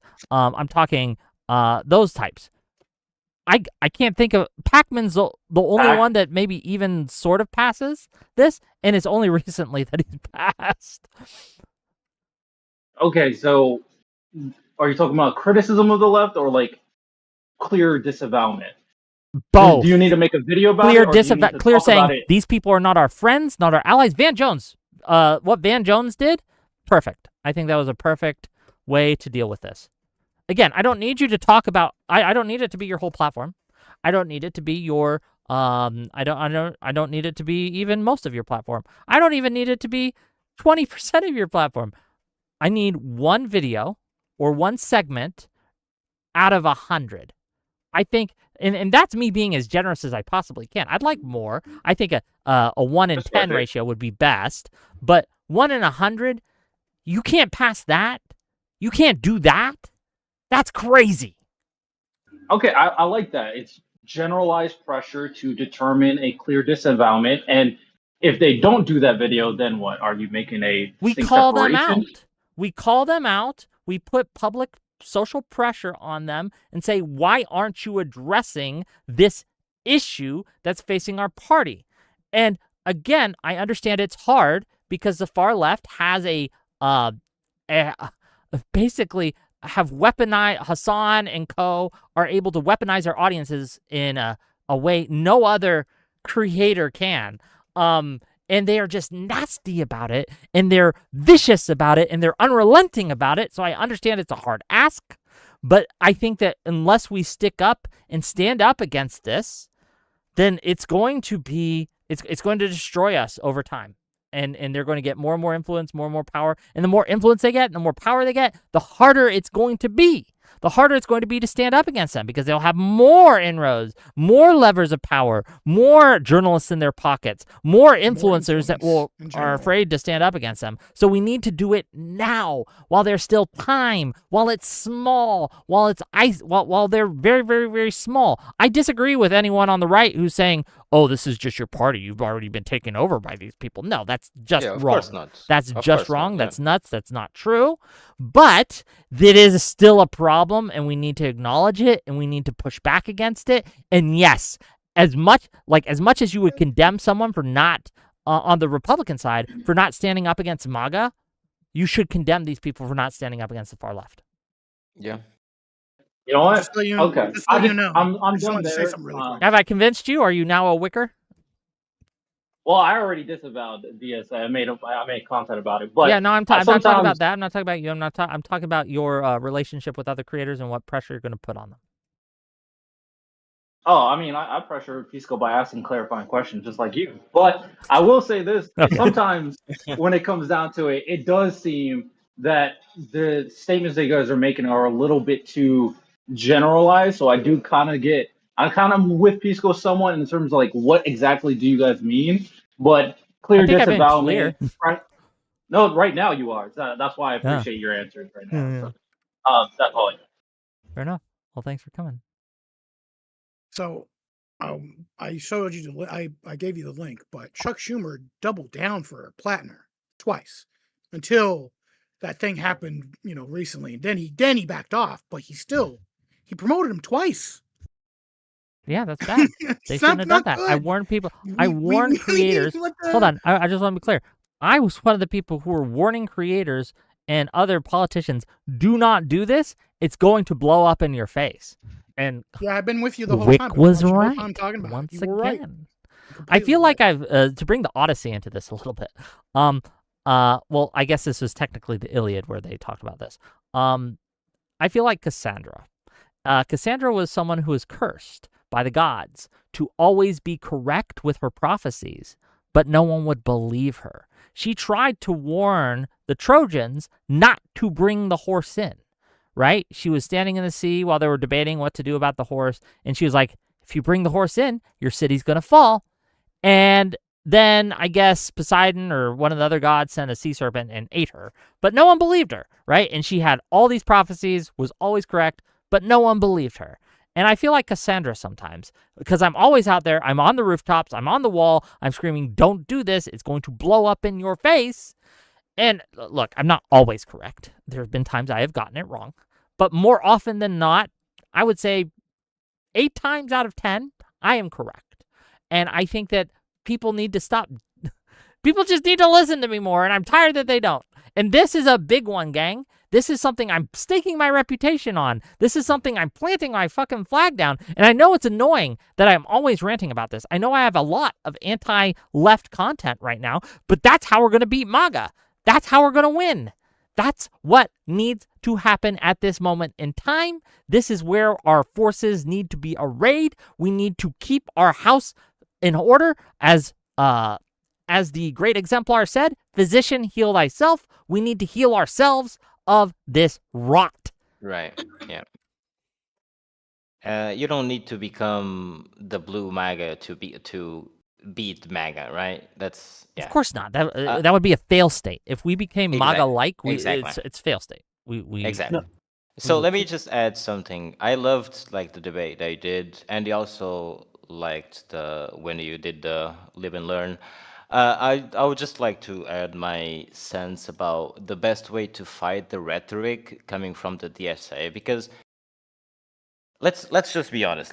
Some problems that they are talking about. Okay, I hate to do this, Florist. Oh, Florist. Yeah. I love you, buddy, and we agree on this. But I want to make it clear, you're not on my team either. Yeah, but you're an enemy. I want to make that clear. Yeah, but I'm not an American. I'm not even. I know, but you're still an enemy. Okay, you are someone who is a nationalist. It's that you are also a problem. Okay. Sure. But just hear me out for a second, because I DM'd you about this. I think the same problems that the DSA talks about, you guys also believe, which is health inequality, right? I think you believe that, right? Now you disagree on the methods that the DSA wants to go about it, right? You want to tax them more. They want, instead of taxing them, they want to take the property away, I don't right? know if you know These are my means of positions production. here, man. I think I'm not. I wasn't talking about your positions. I was talking about broadly. Like the Democratic positions? I don't think No, you know the those DSA. The DSA, sure, I'll grant you that because you've been right so far. But I've heard you talk about what the Democrats' positions are. I don't think you framed them correctly. Here, I'll tell you what, Forrest, I do respect you, right? I do. And we should have this debate at some point. But this is an inter-party issue right now, right? That we need to deal with. We might have to deal with it ourselves. You cannot. Gotcha. If you don't wanna, yeah, gotcha. If you don't wanna hear another person's opinion, gotcha. No, I want to hear your opinion. It's just now is not the time. Does that make sense? Sure. Yeah, gotcha. Yes. All right. Okay, I'm gonna let you go. Have a good show, brother. Was that too mean? Maybe. I don't know. No, I don't. No, you're fine. I was gonna say the same thing, but yeah, love to Forrest. I think Go ahead. Yeah. Wick, you guys know how the left treats people who don't like disavow the genocide hard enough? That's how we need to treat these people that Wick's talking about. Well, hold on. They harass docs in Oh, okay. No, minus that stuff. But like that's how strongly we should feel about it, I think. But whilst like maintaining restraint in our tactics. How's that? Sure. Okay. Well, yeah, we can start by kicking out the DSA out of the party. Yeah, well, before you do that, you gotta stop associating with people that just welcome them in. I know that's another problem. What do you mean by associate? We'll have like politicians that will play footsies with these people and not understand what they're playing with. Well, this is why. Hold on. I agree with you, but I want to know what you mean by disassociate because I don't know if I agree with that. Maybe not entirely disassociate, but stop being on so quite friendly terms in which you welcome them on the podcast all the time and having nice words to say. Like these people, maybe. Well, let's be specific. How should I treat Pisco? Definitely treat him as an enemy. Don't make him feel like he is just welcome in the liberal crew. Because right now, like, Pisco is the reason why I stopped watching Live and Learn.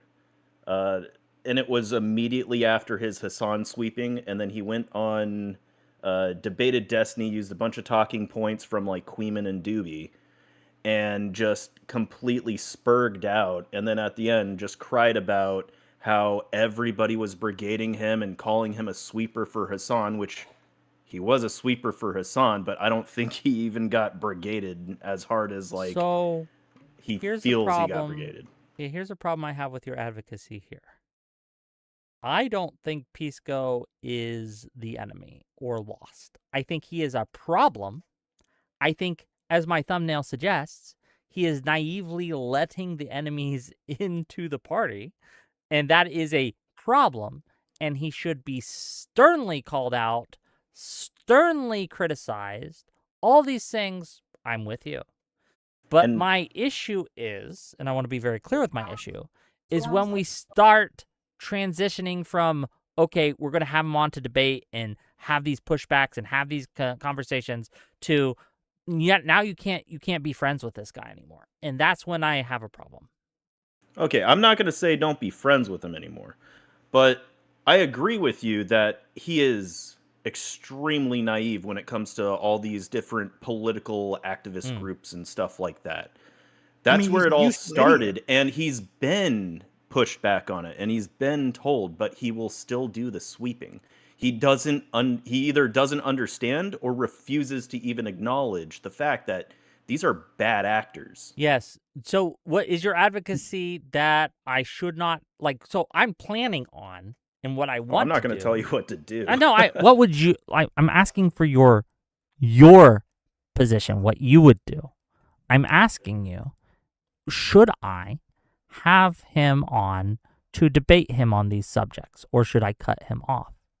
No, I wouldn't cut him off. I'd Okay. just be, I'd have the conversation be hostile at worst. Adversarial, yeah. Yeah, Okay, I got adversarial. you. No, I'm with you then. Probably, yeah. In that case, we don't disagree. You have to make him feel like he's being a useful idiot by being nice to these people. Yeah, he needs to understand he is not. I don't helping. disagree. I don't disagree. Oh. I don't disagree. What if I just the reason I'm making this distinction, and why I want to make this distinction, is because I think that we need to make sure that we do not become what we're fighting against, right? So totally. And there's been plenty of people who have said that yes, Pisco is trash that should be kicked to the side and never spoken to again, and I disagree with that. Pisco's very mean to me, okay? We fight, okay? We have big, strong differences, especially on this. But I just want to make it very clear that Pisco is not my enemy. He's just wrong here. And I think these distinctions are important to make. I think it's simple, honestly. I think it's a matter of when you are in conflict, it's a matter of highlighting how you get to that. So one thing I've noticed with Pisco is he's like, well, if we're doing a single payer system, for instance, if they're going to help me on the way to that, that's fine. But the way that the DSA wants to get there is illiberal, and it's highlighting that illiberal portion, I think. Fuck, I was muted this whole time. Sorry, I was gonna say my harshest criticism of Pisco is that I've always been, the last several months, very, very confused about Pisco, and it's completely his fault that people are confused about him. I don't want to give up on him just yet, but yeah. I feel like Pisco. Go ahead. I feel like Pisco, if you ever watch him talk with Destiny, especially a few years ago, he's a very reasonable person. And he very much had ideas that showed that he was on our team. And Pisco has progressed into a different person now. And instead of just writing him off or just calling him wrong, what if we attempted to understand why he believes those things and then challenge him on those points? It takes 8 hours to understand one of Pisco's thoughts. Just hold on. Do you think we're not doing that? I don't. No. I think that's what you want, but I don't think that. It doesn't sound like that's what everyone in here believes. Maybe I'm wrong. Let people clarify. Am I? I think it's Pisco. Well, I've watched all of his content, and I still don't understand his thought process.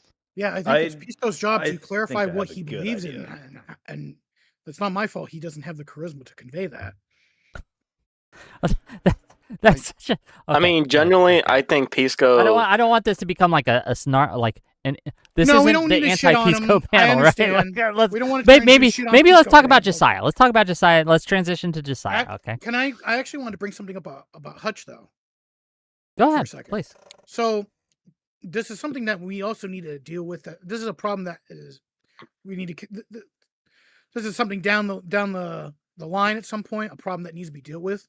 But I remember looking at Hutch making an argument that when Hillary and Bernie were running against each other, and how that stint happened where, Debbie Wasserman Schultz gave Hillary those answers to those, or not answers, but gave her the head of those questions. And Hutch is kind of just justifying. I don't know if I don't understand what he was doing. He's just thinking, it seems like, well, it wouldn't matter if Bernie won, he wouldn't get anywhere, he wouldn't get the votes or anything. But Hutch, that's not the problem. The problem is that we don't want the Democratic Party to look like elitist and corrupt, because it gives fuels to socialists. If Bernie was losing that badly, why did they need to give Hillary a heads up on the questions? We don't want our party doing weird little corrupt things like that fuel, this type of DSA shit that gives them legitimacy. It's not helpful. we also have a problem with our party. Some of our candidates have a bit of like elitist, or they come off elitist attitude, like they're above everything and they'll do whatever they want and the party will fall in line. I kind of got that feeling from Hillary, and we need to start also do something about that at some point. As soon as we deal with MAGA and DSA, we also need to deal with the kind of elitist aspect of the party. I think you're yes and no. It is something that will be. I'll be real with you. I'll just be real with you. Yes, I'm an elitist. I just am. I am an elitist. So I think the Democrat believe Party, that people who have better have a better record, who have better abilities, who have better policies, are just better. And I think that like this populism that's going around, it's hurting us. No, it's okay to be elitist to a certain extent. I guess when I mean, let me clarify. When I mean elitist, we need to not look like we're like we're better than everyone. That kind of stuffiness. Yeah, but how do you do that? Some humility. We need some humility. Sure, look like we're normal people. If you're just asking, we should be a little more humble. Okay.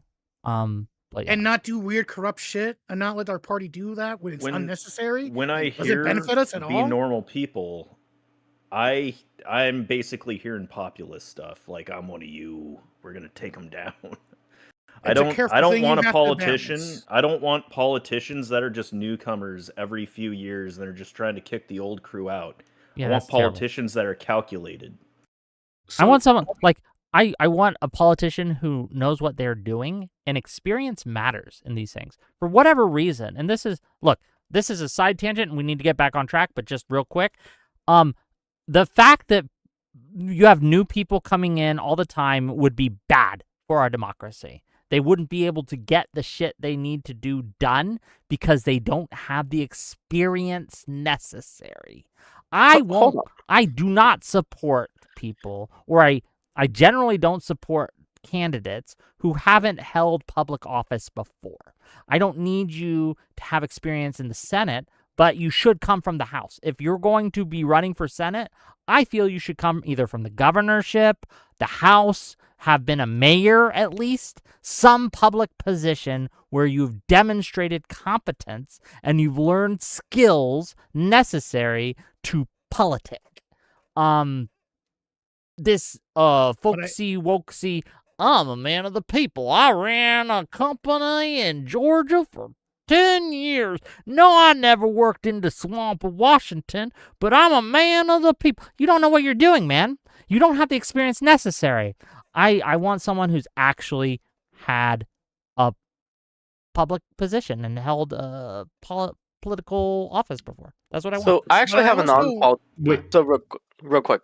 I actually have a non-politics example to really drive home the reason why we have elites and why we have institutional people that really just do the job. So like, let's look at Xbox. Up until as of recent, Xbox was being run by some dude who like posed himself as like a man of the people, a man of the gamers. And what has Xbox been doing like lately? Not well. Phil Spencer has been fucked up left and right. No, I agree. Yeah, he fucked it up. He let Bethesda pretty much drag their dick all the fucking time on like Fallout and he talked a hell big game and didn't deliver on nothing. Yeah. And now as of late, the CEO like Phil Spencer got ousted and then got replaced with a business head, like someone who is just boring and just wants works in AI and is rejecting it. Yeah. This is crazy. Yeah, and now since she's come in, the job is actually getting done. And that's where I'm seeing with the difference right now with the Democrat Party and the Republican Party. Republican Party is trying to obviously riding on the populism wave and trying to become the party of the people, but it's obviously not working. Most of them are so just uneducated in civics. So this isn't a side. I agree with everything you're saying. Yes, this is true. But I do want to move off of it because it is slightly a tangent. But does no one have cameras today? Like, is it just me? Like, I have a camera. Here, it's just bad for the. It's just, I'm trying to make a little money here too. Okay, so it's just. So I also fuck you. So I want to push back a little bit on the man of the people type thing, and that we need that, or we need like somebody more normal. Oh, I forgot my. Well, the point I'm trying to make is it adds to charisma. You kind of need some groundedness. That's part of the that's part of the job of being a politician is being able to sell yourself. We I need get it. Exactly. They need to have some kind of groundedness to them and not come off unauthentic and fake. So you can always have like better morals and like better adherence to like the rules and everything, but really what the Democratic Party needs is people to actually defend is what is actually needed to actually give positive coverage of what the Democrats do. The problem is like when we start saying that the Democratic Party, like they do these corrupt things and whatnot, in comparison to the rest of the country, no, the fuck they don't. Yes. Like, No, hold on. This is true. Iglesias wrote an article on this a while ago, but there's been several studies on this. One of the reasons the attacks against Trump's corruption have not worked as well as they should is because so many of these populist lefties have painted both sides are bad, both sides are corrupt, all politicians are corrupt, the Democrats, Pelosi's corrupt, Chuck Schumer's corrupt, the establishment's corrupt, they're all taking foreign money, dark money, blah, blah, blah. And so when the voter hears these things and they see Trump just doing it to the 10,000 times worse than any Democrat ever could, they're like, well, both sides are bad. Like this idea that politicians are all corrupt is just not true. No, it's not true. The Democrats have their problems, but corruption is something we get rid of in the party for the most part. And any kind of problem that, hold on, please, any kind of problem we have on that, like the people who have been spending the last 10 years preaching Democrats bad, establishment bad, the people like the Young Turks, like Majority Report, like all these people who constantly rail on the establishment, they are Trump's strongest soldiers, and they're playing into his rhetorical strategy and his, like, they're helping him to get elected again.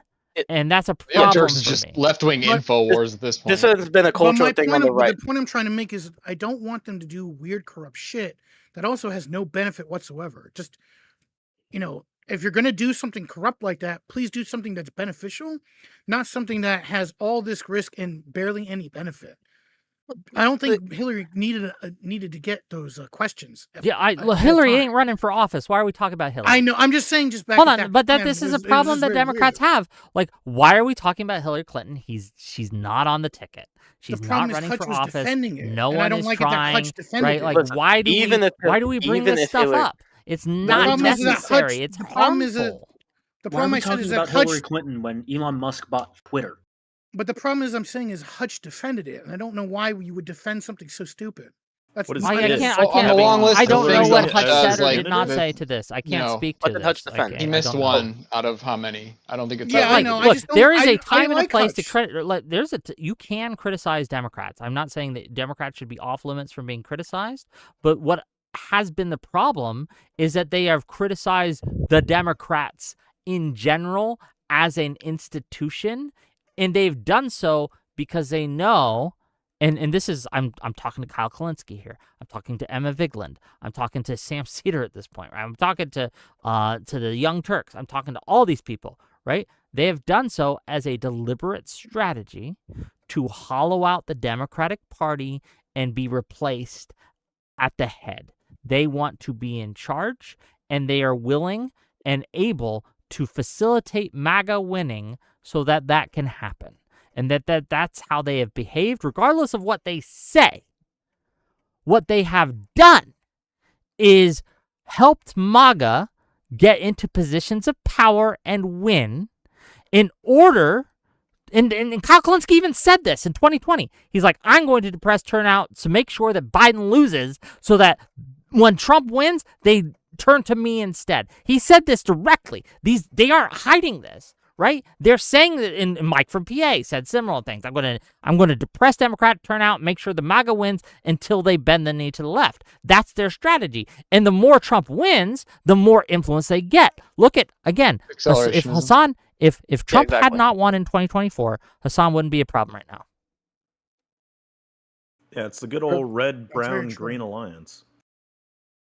Insane. Except for except for the Greens right now think that it's a red-brown-green alliance, but it's a red-green alliance, and the Browns just don't give a shit, but they're going to work for them. I have kind of an idea that I would like to see Can I send you a implemented. link? Of It's a course you can Politico send me a link. article. Just DM I it feel like to it'd me. be Do interesting. you want me to send? What is it? Hold on. What are you It's a sending me a link Politico to? article about Republican PACs backing DSA / like extreme Sure, go ahead. Democrat candidates. I mean, this is to be clear, this is what the DNC did in 2022 with extreme MAGA candidates. Like, we did this. We propped up the most extreme MAGA candidates we could because we knew in the general election they would lose and we would win. It's a proven strategy. But show me the link. I just DM'd it to you. I can also share my screen for it if you want. Nah, just... If it's an article, I'm not gonna... How long is it? Oh, yeah, of course they've done it. Of course they've meddled in Republican primaries. They use super PACs to do it. They go through... Yeah, that's probably true. Again, you... look, foreign influence is also... Like, this is one of the problems I have with people who scream AIPAC all the time. AIPAC is like one of the... When we look at super PACs and how much they give, AIPAC's one of the least. Qatar, I should say, gives more money to meddle with election than AIPAC does. You guys know that? Qatar has given more money than AIPAC. Yeah. They spend more. So, but we don't talk. So No one says Qatar. No, it's all AIPAC, and it's crazy. Yeah, no, I think you can talk about AIPAC if you want. Like, criticize Israel, it's just going to be a bit of a moot point. Is when that you true? Can talk At least according to Open Secrets, Qatar looks like they've spent a fraction of AIPAC's spending. Hold on. Let me get you the link. Hold on. Okay. Really, I think the bigger issue as far as like the U.S. relations with Israel is the amount of religious theocratic whack jobs that are in current office today that actually do believe some doomsday cult about how Israel should destroy the rock that is like some Muslim historical site now and build the third temple. Like, you hear Ted Cruz saying it, you hear Pete Hegseth even saying it years back. That's really it's just like the crazy evangelical thought that like Jews need to control all of Israel. Like, yeah, it is a real thing. That's where the end of the world. They think they need to control the Temple Mount so that way the fucking rapture can happen, and then everybody that lives in Israel gets instantly zapped, and then like everybody else gets raptured. Yeah, that's a real thing. That's what I grew up believing. Yeah. So I'm looking at the Open Secrets right now.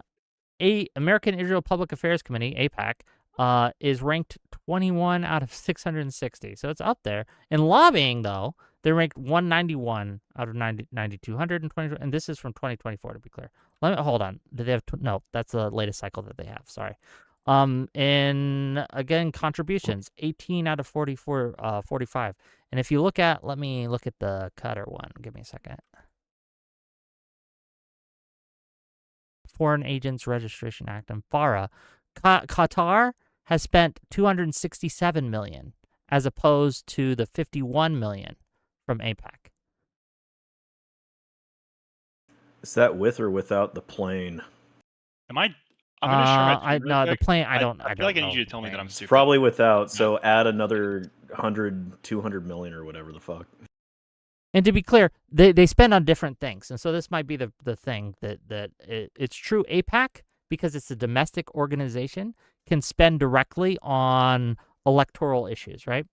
What Qatar spends on is lobbying and education and all these other things that are equally influential, but they don't count specifically as electoral spending. So it's the way it's tracked. But yes, AIPAC definitely, because it's a domestic organization, is able to spend in elections more directly. But Qatar has spent, again, over, it looks like, over almost triple what AIPAC has. So.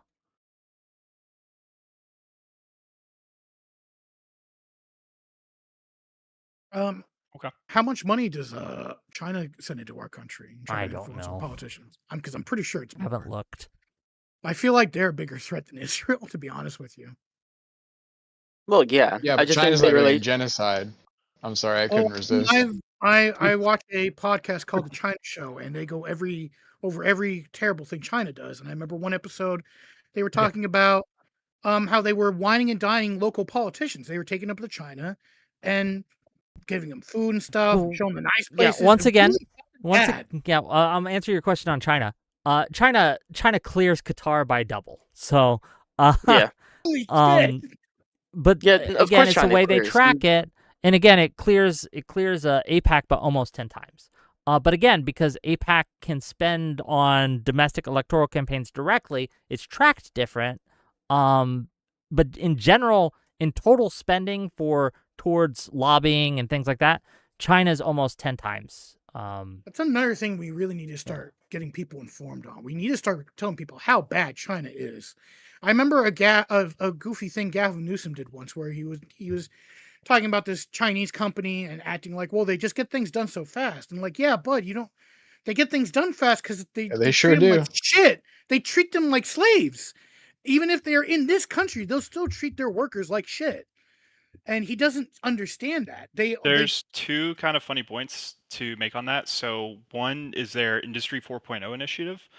And like America needs to realize, and unfortunately Trump's just made the topic of tariffs forever toxic, but like China is literally willing to shell out half of the cost to upgrade a factory and pay your staff. Versus here in America, like you have to come up with that money yourself. You have to invest it. You have to pay much higher wages. There's a lot more like safety regulation and red tape to cut. And then the other thing, this one's just kind of funny. Did you guys hear about the Italian purse maker that had Chinese slaves fly out to Italy and like live out of a bunker? No, that's crazy. Oh, let me pull it up. Oh my god. That doesn't surprise me. This is the type of country where you'll have your money in the bank one day, and then all of a sudden your bank will just disappear. And if you try to go protest it, the government will censor you. They will not let you protest that bank. Well, this is what I mean. Took your money and ran. Right. This is what I mean about like a lot of these far lefties, like especially Hassan, who is pro-China. He is anti-American, pro-China. He just is. Like the reason he can be that in America is because we have freedom of speech, a liberal value that liberals have defended, fought for, died for, protected, and that's the reason he can do all these things.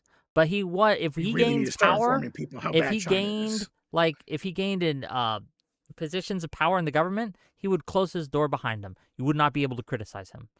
He would mimic China and how they do that. If Hassan's parents had gone to China and then he was born there, okay, no one can. He would not have the same freedoms. Yeah, my bad. Like is this an article for ants? It's just the screen, and there's so many people in Discord. I'll find a better source as well. That source is kind of lame. Either way, like there are a time and a place for tariffs. Like I don't know how many of you remember like around 2011, 2012, but lead was extremely expensive because China was buying up all of the lead. So if you were a gun enthusiast that liked shooting guns, shit got really expensive. And then they blamed Obama for it. But it's because China was buying up like the world supply of lead to build dams and shit. Why they were using lead, I don't know. It's Didn't they also forget like the world grain at some point too when Ukraine war started? They've done a lot of fucky-wucky shit with resources and things. But to your point on tariffs, they can be targeted, strategic, one-offs. Then we can have a conversation because I can imagine scenarios where it would be not only okay but probably good to tariff different countries on these various things. But the problem with general tariffs is that they hurt the economy. Now, sometimes it's worth hurting the economy. I want to make this clear. It's worth hurting the economy in order to accomplish a greater goal. But that's why they need to be very targeted, strategic, temporary things. Yeah, the whole point of a tariff nowadays, like that is how we had our economy set up like when we first became a country. But like the whole point of having tariffs right now is to protect an industry on something specific. Like you don't want to import all of your milk because then everybody that has cattle and they're getting milk from that, even they're all then, going to go out of business. Yeah, even then, a lot of times subsidies I think work better than tariffs. I remember an old example. I believe it was Reagan. So I do think that it should be carrot and stick. However, my point being, because of Trump, that's a conversation that will basically never be had now. Yeah, it's all stick. I remember at one in a situation where Reagan put tariffs on, I think it was a Japanese bike company, to help our local bike get ready for them. So, we have used tariffs strategically before, and usually, yeah, like everyone said, they're usually better when they're targeted on something single. I think I heard a good idea from PSA Sitch. He thinks what Trump should have done was get all Europe together and just put tariffs on China and try to get Europe to go along with it. Instead of just getting everyone mad at us and pissing everyone off, he could have, Yeah, but as Wick says, it would need to be like targeted. You can't just tariff a country. You have to tariff an industry from a country. If China's getting too much space in shit, I don't know, like Huawei was trying to do it a while ago with like phones and laptops. Like you tariff those phones and laptops because you want your industry. I'm pretty sure to be Huawei, predominant they'll use those to spy on people too. It's security. Again, it's a geopolitical strategic tool. It is not something that you do to help the economy, right? It's going to hurt the economy. But sometimes that's okay. However, we are off track, and I want to get back on track before we end the show, because we are going to, gang, if you don't give me more money, I'm going to end it very soon. Let me read these super chats, then we'll get back on track, and then if I don't get enough donations, we'll end this stream. So let's go. $5 from National Phenomenon. Please stop calling it the Department of War. Congress never officially changed it. It's still called the Department of Defense. Fair. $5 from the Witch's Persona. I call them Tea Party leftists. That's a thank you for the $5, Witch's Persona, and that's accurate. They are the Democratic Tea Party, and they're just going to be as destructive as those were to the Republicans. $5 from Two Sheds Tom. Quote, defunding the Department of War is a liberal, end quote. For anyone old enough to remember the GWAT, isn't it the global war on terror? Isn't it crazy seeing the libs like this? Look, defunding the Department of War is not a liberal. It can be, right, if you're doing it for liberal ends, but it's not in and of itself a liberal thing. It's just not. Thank you, Odashara, for the 10 Wick TV gift memberships. Appreciate you. Vigilante TV for $5 says, classic liberalism. The fascists are better than giving a little bit of ground to the Republicans. What are you talking about? I don't even know what you're saying. The Vigilante, he clarifies for $2 to the leftists, effing typos. Well, no. The way you beat the fascists is by disavowing the leftists and beating the leftists. Rat Toad, $20. Tankies were mean to my girl Alice. Get them out of here. DGGL. True. $5 from the Filthy Nature. Real issue with courting or allying with Dem Socks is they are Dem Socks or bust, while being a straw man for GOP to hold up as an existential threat. Yes, that is one of the major issues. $5 from Kung Fu Joe. I guess the right doesn't have much to fear with Alice on the case. Good luck trying to make unaliving babies sound cool. Kung Fu Joe, you're not on our team. Shut up. Yep. You get to go away. Nobody for $20 says they like to call Dems blue MAGA. We need to take that term away from them. They started it because of blue no matter who. It only really makes sense to call them blue MAGA anyways, considering their popularity and BS. Yes, one of the games I like to play is MAGA or DSA. And you take a statement and you don't know who it's from, right? And you have to guess whether someone on the far left said it or whether MAGA said it. And it's a hard game. You will lose. Especially if you're talking about Jews. True. $10 from protest. Oh my God, yes. $10 from protest. If abolitionists can work with anti-abolitionists to pass the Reconstruction Amendments, whatever this fight is pales in comparison, and the libs and DSA can work together regardless of these discussions. No, we live in a different time, in a different context. That is just not the case right now. And to be clear, the anti-abolitionists did a lot of damage to the Reconstruction movement, right? And watered it down so much that the problems with it extended far, far longer than they needed to. And we had like almost literally an extra 100 years of issues when it could have been maybe 10. Yeah, a large portion of why Reconstruction was just delayed so hard or just absolutely insufficient is specifically because of the blowback from it, from the anti-abolitionists, from the And former because we listened Confederate to states. them and tried to work with them, and we should have just ignored them. $5 from Nick Costanza. Call them names. The Complainer class, the Plattner class, the Parasite class. True. $2 from Metalworks. Pinkos. Start calling them that again. I don't know if that works. Call them Pinkos again. Wait, hold I up. like the Complainer class. Complainer. I like the Plattner class too. I'm trying to get through these real But quick, it was please, Complainer, Plattner, and what The was the Parasite third one? class. Parasite? I CPP? like Okay, calling yeah. them also. I like calling them the podcaster class because most of them are podcasters. True. $5 from Keep Your Bill Steins. Ahistorical super chats suck. The dissolution of Reconstruction happened in 1877 after the Reconstruction Amendments of 1868. Fair enough. Kobe Ba for $5 says Pennsylvania gang, Shapiro's a goat. True. Real Serious for 100 ARS, whatever that is. Also something we can see happen in all y'all's chats right now. Stop accommodating and creating front lines for illiberal types. If they're not polite and honest, ban them and kick them out. I am a free speech platform, and so we allow those tapes in here. But again, you have to be very strong. My other chatters need to push back. I just want to make that clear. Chachi for $20. As a centrist, I hate you and I love you. Have some real American dollars. Okay. There is nothing more centrist than being a centrist and hating other centrists. I don't know if I'm not a centrist, to be clear, but fair enough. $20 from Adam Defunded. Democrats need a slogan that screams liberalism, not anything too far left. Ideas like Marxism or fascism. Manifesting your destiny fits perfectly, capturing the essence of liberalism and the American dream. No, I don't think Manifest Destiny is it, but if we're not going to be appealing to that, but fair enough.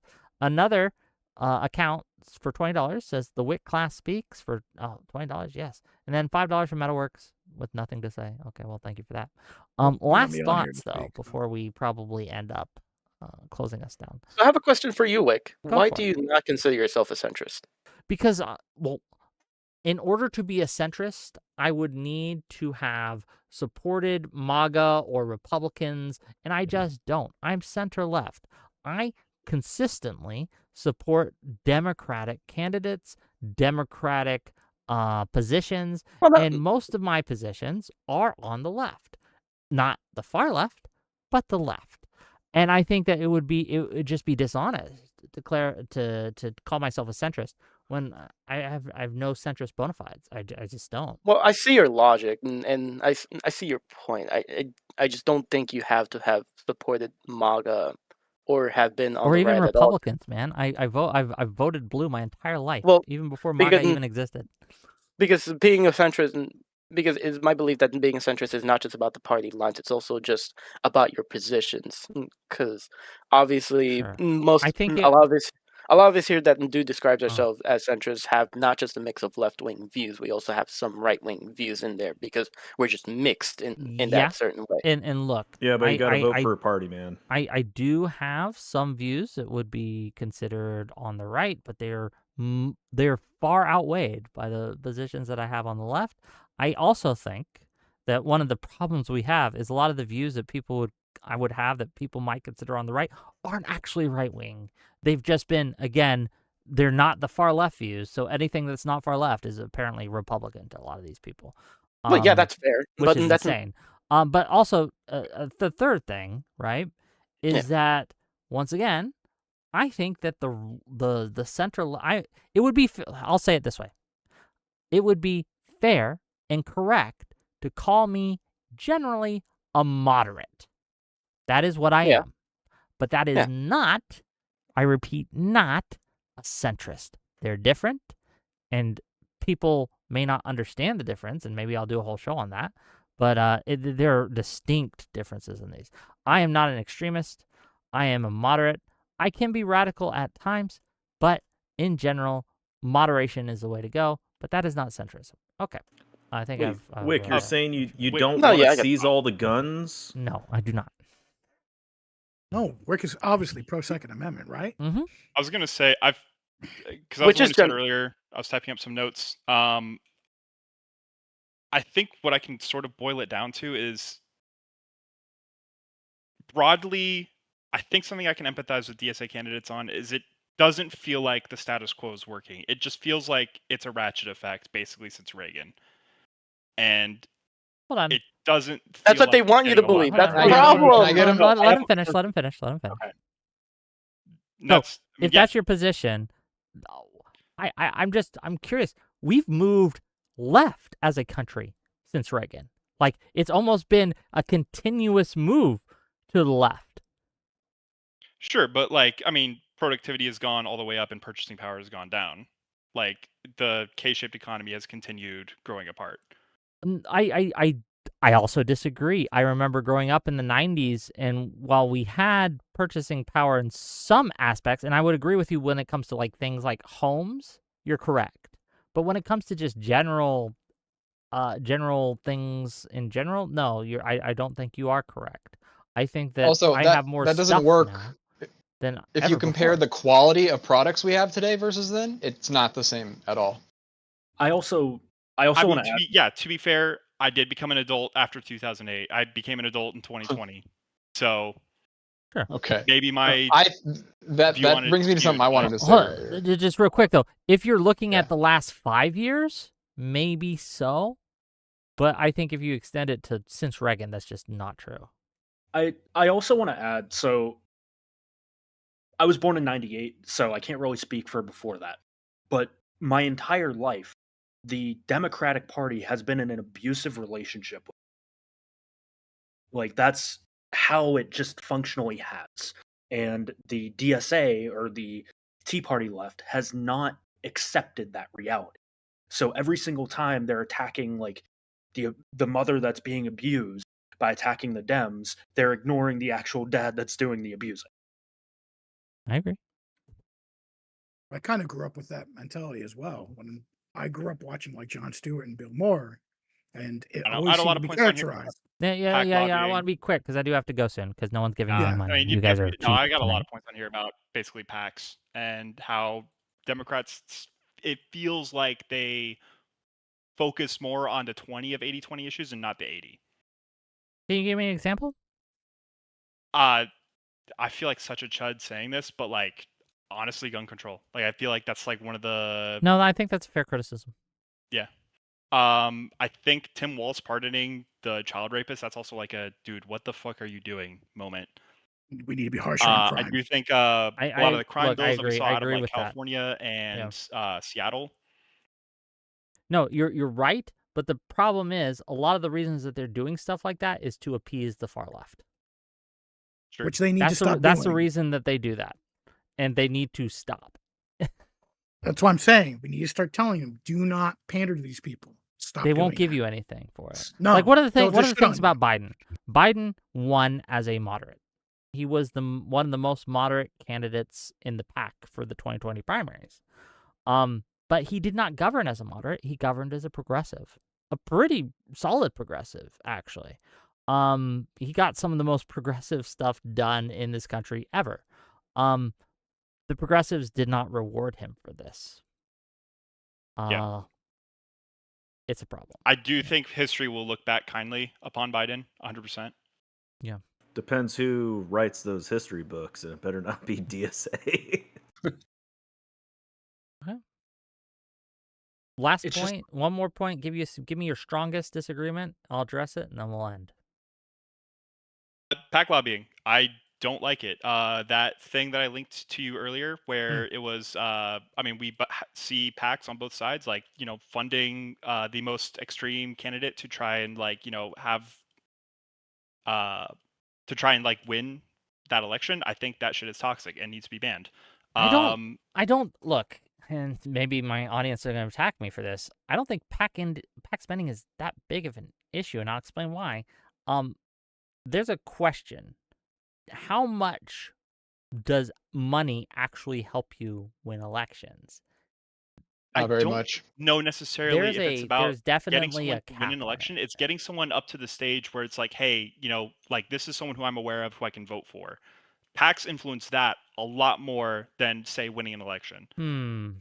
I'd have to think about it more. Well, think about it this way. I think that winning candidates attract more money. If you are winning, people donate to you, including PACs. But the question is, are you winning because of the PACs, or the PACs donating to you because you're winning? Well, you guys know the $1 million question, right? Also, they do have an effect on what policies a given politician will push for. That's lobbying. And when it comes to lobbying, I think that I'll give you this. I think transparency in lobbying needs to go up. Though I don't know if I would ban it, because if I say I really hated, no, let's try it this way. I love puppies. Puppies are great. I love puppies. And I don't like when people hurt puppies. So Christy Noam, who shot her puppy, me and my buddies get together, and we all love puppies, and we want to say, you know what? We want to make sure that Christy Noam, the puppy killer, never wins another election. Right? So we're going to get together, pool our resources, and start spending on ads against her. Right? Anti-puppy killer ads. What's wrong with that? I don't think it's necessarily that. I think it's whenever you have companies like Apple getting together all of the big tech companies to lobby against a Uyghur slave bill. Like, I think that's just gross. Yeah, but that's not a problem with money. It's a problem with what they're trying to do with it. And that would be the case whether they were spending on elections or lobbying, or whether they were just privately trying to influence things. Right? Unfortunately, that's just freedom of speech. Unfortunately, that's just freedom of speech. Your best bet is just to fight against them on it. Also, you can tell how much the populace cares about something, because if they cared enough, that wouldn't be happening. We should also be teaching the populace how to use the system, because people don't have a lot of faith in it. And I keep trying to tell people, if you build I would not teach coalition, them how to. No, I don't want to if teach them how to use if you the system. build a proper coalition and lobby properly, you can get stuff done. Real quick, I heavily disagree, but the main thing is, I don't think many of the people that would be pulled into the populist swamp really need to know how things work. They just need to be reminded they actually don't know how things work and probably never will. They should probably leave things to people. Yeah, I'm talking about most normal people. Most normal people don't actually know how the sausage is made anymore. That's the problem now. Okay, 15 seconds, then we do have to go. Here's a reason why you don't let the leftists actually know how to use a system, because here in Missouri we had this lady that ran, and she had office, called Cori Bush. She didn't know how to use a system, and she got voted out by Democrats in a primary. That's how you get rid of DSA members. Look at Missouri District 1. We don't care about looking elitist anymore, right? Okay. Should be fair. Okay, gang. I love you all, but we're going to end for tonight. Later, bud. Tomorrow, 6 p.m. Eastern, we'll be having Blue Dog Jorsh on and Shervin, and they'll be discussing whether or not liberals and DSA should work together at all. I know it's a similar topic, but we're going to talk about it. Tomorrow, 6 p.m. Eastern. I love you all. I'll talk to you guys later. Bye-bye.